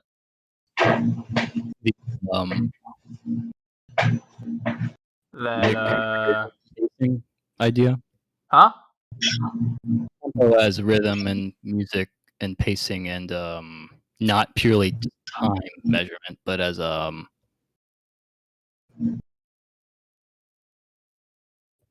like I think the way you like tempo to be. Yeah. I think. I'm not sure. Maybe you'll clarify. Also, that I think about tempo that ignore the etymology of the word. I think it's true that games in game discussion, game theory uses the word tempo much like the way I am using it to great effect. It's whatever the word tempo might have been supposed to mean. Like etymologically speaking, the origin of the word, it's really useful the way that the gaming communities use it. So if that's okay, this TLDR, I don't really care. I just know that tempo is about time, and game theory uses to refer to time constraints. Sure. I'm okay with being etymologically. Let's see. The same person said tempo is about plays that change the status quo. I think I misrepresented their position or didn't communicate. Yeah, I did too. Enough. Plays that change the status quo. They think we didn't address that, and let's see. The example is that early plays aren't a tempo play because every deck does it. Every deck does it. So like tempo as a meta consideration, I think. There's an expected and that and they want to tie it to the noble hierarch example. So tempo plays in Magic create opportunities for players, I guess, to play certain spells at before they're supposed to be used. And that if everybody is playing a Noble Hierarch deck, then Noble Hierarch is actually not a tempo play. Is that like it wouldn't be a tempo play anymore? And that means for there to be a tempo play in the Noble Hierarch meta, where everybody's playing a deck with Noble Hierarch, that have to be like a super Noble Hierarch that provides 2 mana or something. Yeah, I'm not against that.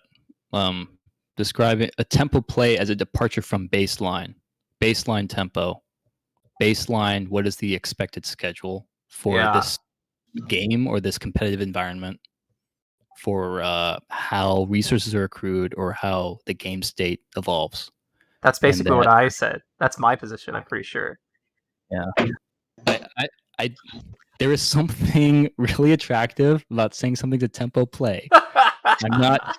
I'm not saying there isn't something really sexy about that. That's pretty. Yeah, maybe the word is so linguistically pleasing. You know, I've looked into stuff like this a little bit. There are certain words we love saying, that are just fun to say, and that is maybe part of the reason why people say them. Say those words. Like cringe. No, it's actually a word I can't.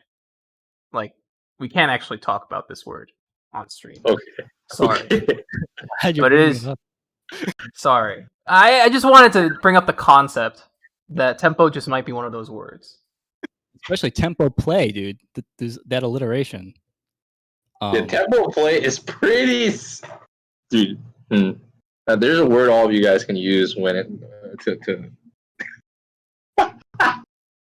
So tempo would be like maybe like everybody plays at a nice adagio, but then this one guy plays at a fucking allegro pace. Tempo play. Yeah, I get. That's so fluffy compared to something that I think is substantive and concrete, which is I the agree. tempo play Cringe. that I use 1 mana to invalidate your 10 mana and use my extra 9 mana to do something else. It's usually not that much mana, but that's the sexy tempo play. Anyways, that's what this person had to say. I mean, about, I agree. As a departure from baseline, there's definitely something about the meaning of tempo play, the way people use it, that has to have a baseline for what you expect, and then this is a departure from that. I agree. Sure. Okay. Another person. What was it? I will say we've covered 20 viewers this whole time. I just want to quickly say that thank you guys for tuning in. It's really, I know it's not a lot of people, but 20 people listening to this crap is pretty cool. Samuel Kim mentions that in chess, pieces have point values, and that potentially game states could be reduced to just a single number, like a evaluation, and then maybe tempo could be used as a term to describe the progression of that number from turn to turn or game state to game state. Let me read. Game states and thus tempo as a progression of game state could be reduced to an equivalent number of the state plus damage EV or relative damage state. I don't know. I agree with that. I agree with Samuel Kim that is kind of a gross idea that I don't like. I know that there is a kind of project bubbling in the West. This is my. This is the. It is. I've talked about this, but like it's never gonna happen because grand theory of white. Yeah, the single equation of being able to describe everything in terms of some point value of damage. Right, like how analysts are doing for sports, basketball, baseball. Notable examples in this field. Perhaps there's a way to do that for Weiss, except that's never gonna happen because basketball and football are multi-billion-dollar industries, and Weiss is people are playing for $50. So yeah, feels bad, man.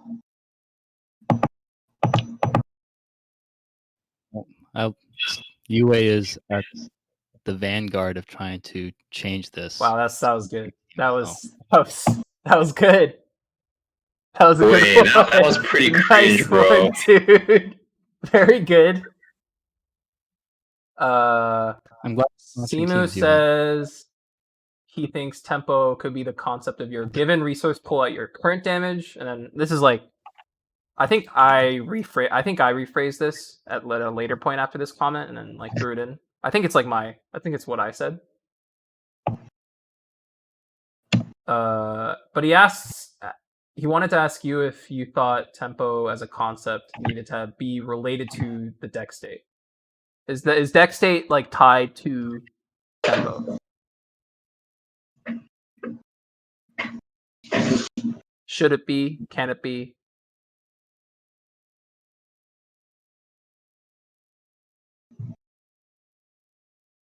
So rather than my clock is ready, it's my deck isn't ready. Yeah. Maybe? I don't know if that's what he's saying. It might be. Or your my hand stock, my resources aren't ready. There are a few people in this community who thinks more than I do about deck state. So the fact that I have not incorporated or thought at all about deck state as regards to tempo, a little embarrassed about. I'm not sure. Dang. Dang. That was both and a retraction at the something same time. for part 2 then. Okay. Dude, Alex is coming back with more developments for part 2. Deck state. Oh boy, dude. I don't even want to talk about that, man.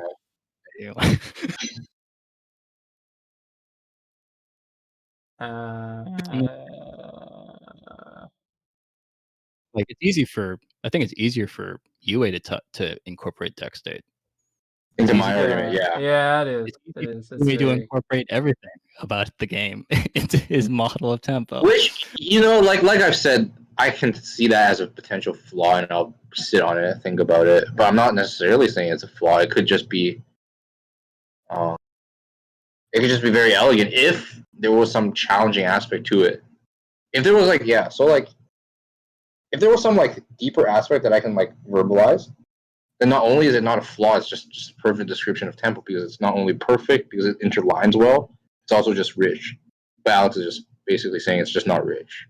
And it's just not meaningful enough. And that's something I'll think about. Looking for meaning. I want something genuine. Well, dude, when have I not been genuine? Don't say anything, please. I'm a very genuine person, dude. Is Ricky a tempo player? Okay, I'm sure you guys have an opinion about that. I'm about it.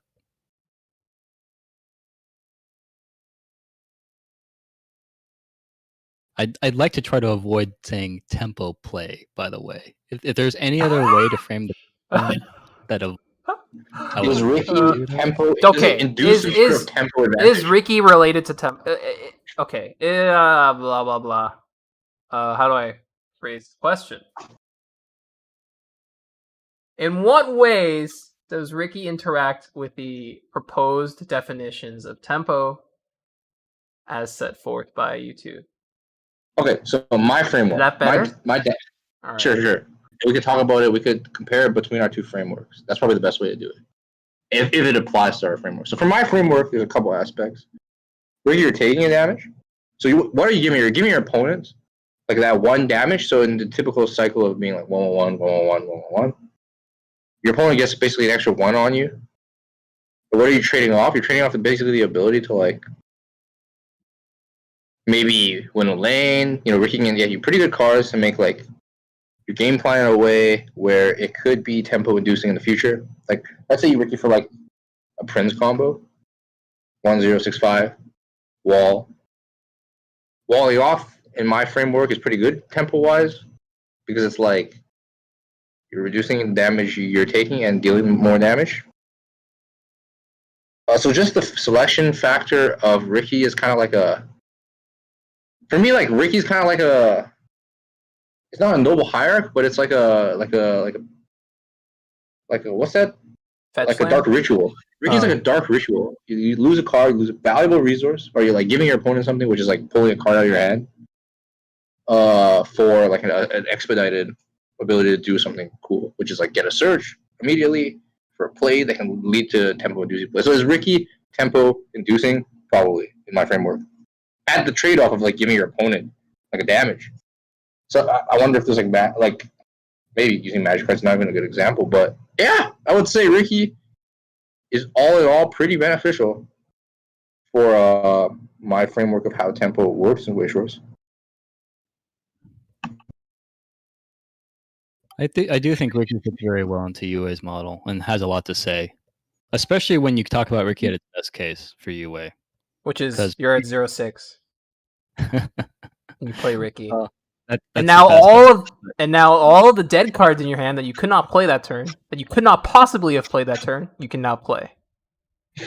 A less best case is Ricky pays for itself in both stock and damage because you deal one to yourself, but you fill a lane with the Ricky without losing a hand. And you spend a stock for the Ricky, but the Ricky gets you back the stock. But then you come out ahead because you reduce one soul on board. Ricky that fills a lane that you couldn't otherwise have filled is, in UA's model, a huge tempo gain. When Ricky fills a lane you couldn't otherwise have filled, attacks in the lane you others couldn't have attacked in, that refunds itself. It gains in damage, and you've sculpted your hand to be better. Wow. Which then gets you more damage. 2 axes of... in my model, is Ricky a... how does Ricky interact with tempo? Ricky uses one stock now and forces you to fill a lane with the Ricky, which is often not a good card on the field. It's often not a good card to fill a lane. It's shitty 2k power or whatever, sometimes less. And so you're using up a time unit, which is the stock, and you're using up a field position. You only have 3 attacking positions to fill, and they're all going to be occupied. You rather than be bigger to gain value out of them. If you have to fill a lane with a shitty small character, then instead of a bigger character in that lane, like we've all been in that situation where we Ricky and we've kind of over sculpted. We have too many characters to fill lanes with. So if you want to get value out of the Ricky, you either get value out of the Ricky by attacking with it or you play over it. So in some ways, Ricky is anti-tempo because you're making your board worse. Because of the options you have to fill your board, you're making the worse one in power. Unless you overplay it. Yes, unless you overplay it. Which Ricky can enable. Yeah, that's true. Sometimes you just Ricky to get a better lane. You overplay the Ricky just to improve your lane at a 1 stock, 1 clock cost. But the gain in tempo is next turn, I think. Because you spend stock now, you clock yourself now to progress your clock to unlock plays you couldn't otherwise do. So that's when Ricky's best, is that when it's 0-6, when it's early in the game, and the opponent hasn't hit 1 first, so their board isn't set up to deny Ricky a profitable attack. Ricky hits you to level 1, so you unlock an entire range of options you couldn't otherwise have. Options that you would have been denied until next turn. So, time. You bring tomorrow's options to today with Ricky, and yeah. So I think that's how Ricky interacts. It's mixed. It's both bad for tempo and good for tempo in my model.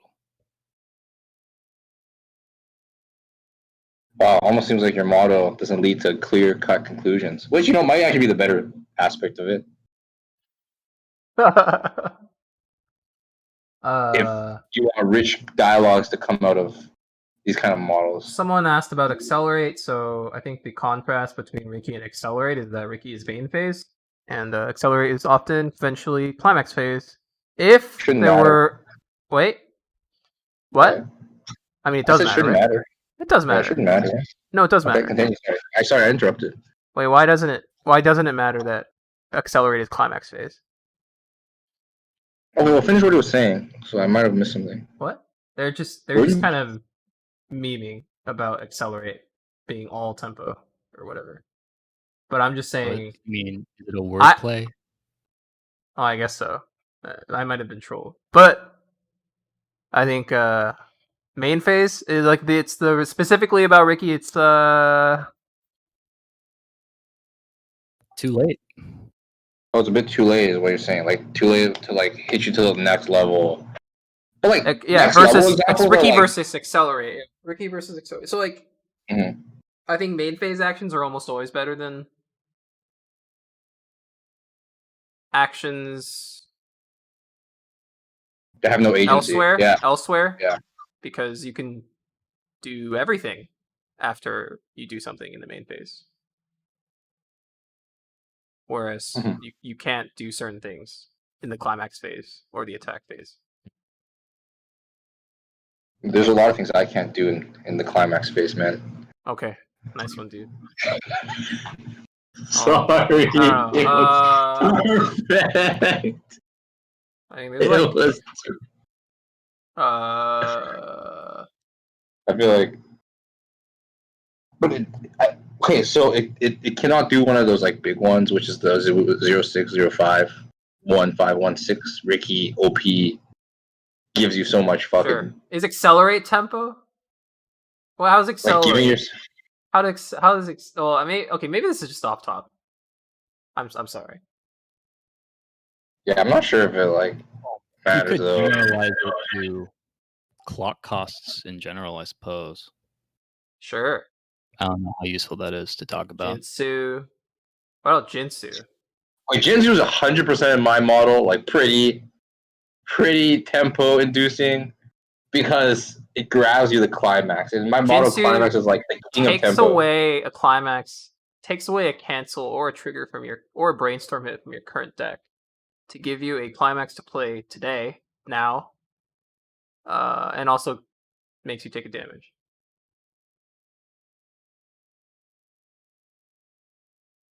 Are you sure it's a positive? Like positive? I think so. The I think value playing of the- climax in my model is always tempo pause. Like a pretty, it speeds up the game. Is the whole point of it. There's like a Rhythmically, trade. the There's like a game. rich. I guess is there a rich trade off there? Is Jinsu a? I think for UA, it's definitely it's high tempo.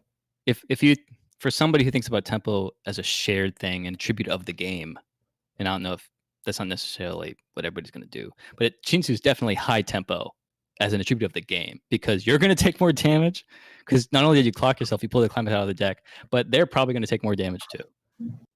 So I think that's true, at least for UA's model. I'm not sure that I have anything to say about tempo for Jinsu. Okay. I think that's. I'm agnostic about Jinsu. I don't know if there's What about much else to getting the talk about. climax to use a Magi in your model, which is a once per turn thing that helps you skull for better card resources? No, Magi. I can't believe we didn't talk about a Magi. Oh boy, I love a Magi. Oh. Or maybe I can only play one climax a turn. I don't have a climax to play this turn. Do I can't like just play two climaxes next turn. That's not something I can do. So Jinsu lets me make sure I can use my once per turn thing, whether just playing a Magi or just literally playing a climax at all. Okay, I have something to say.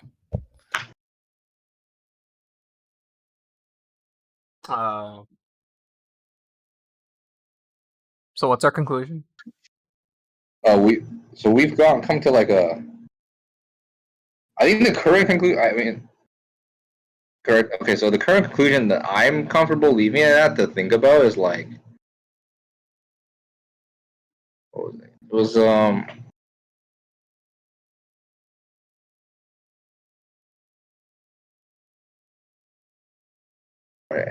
hitting If I 10 can be p.m. convinced that framing damage as tempo, as turn cycles, that can be high paced or low pace, high rhythm, low rhythm. If that's meaningful enough to help us talk about the game, that use of that kind of framing.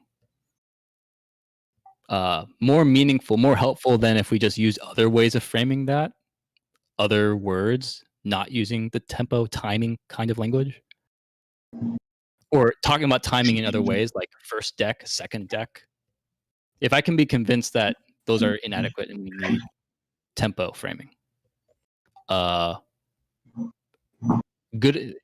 If the gain in that framing for damage economy is big enough that it might be good enough that I will be okay with dirtying with making it harder to talk about these other concepts I care about. That maybe tempo is the only kind of framing that's helpful.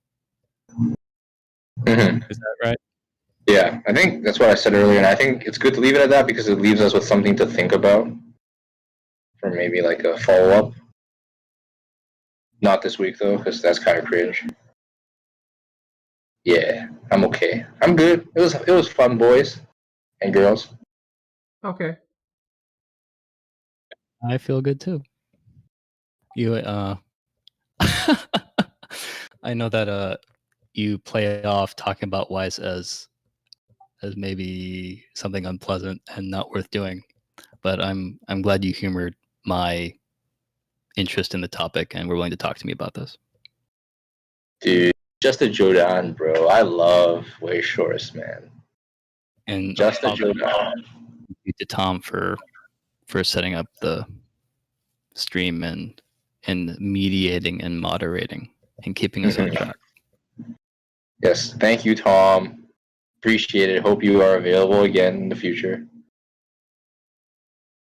I love you both.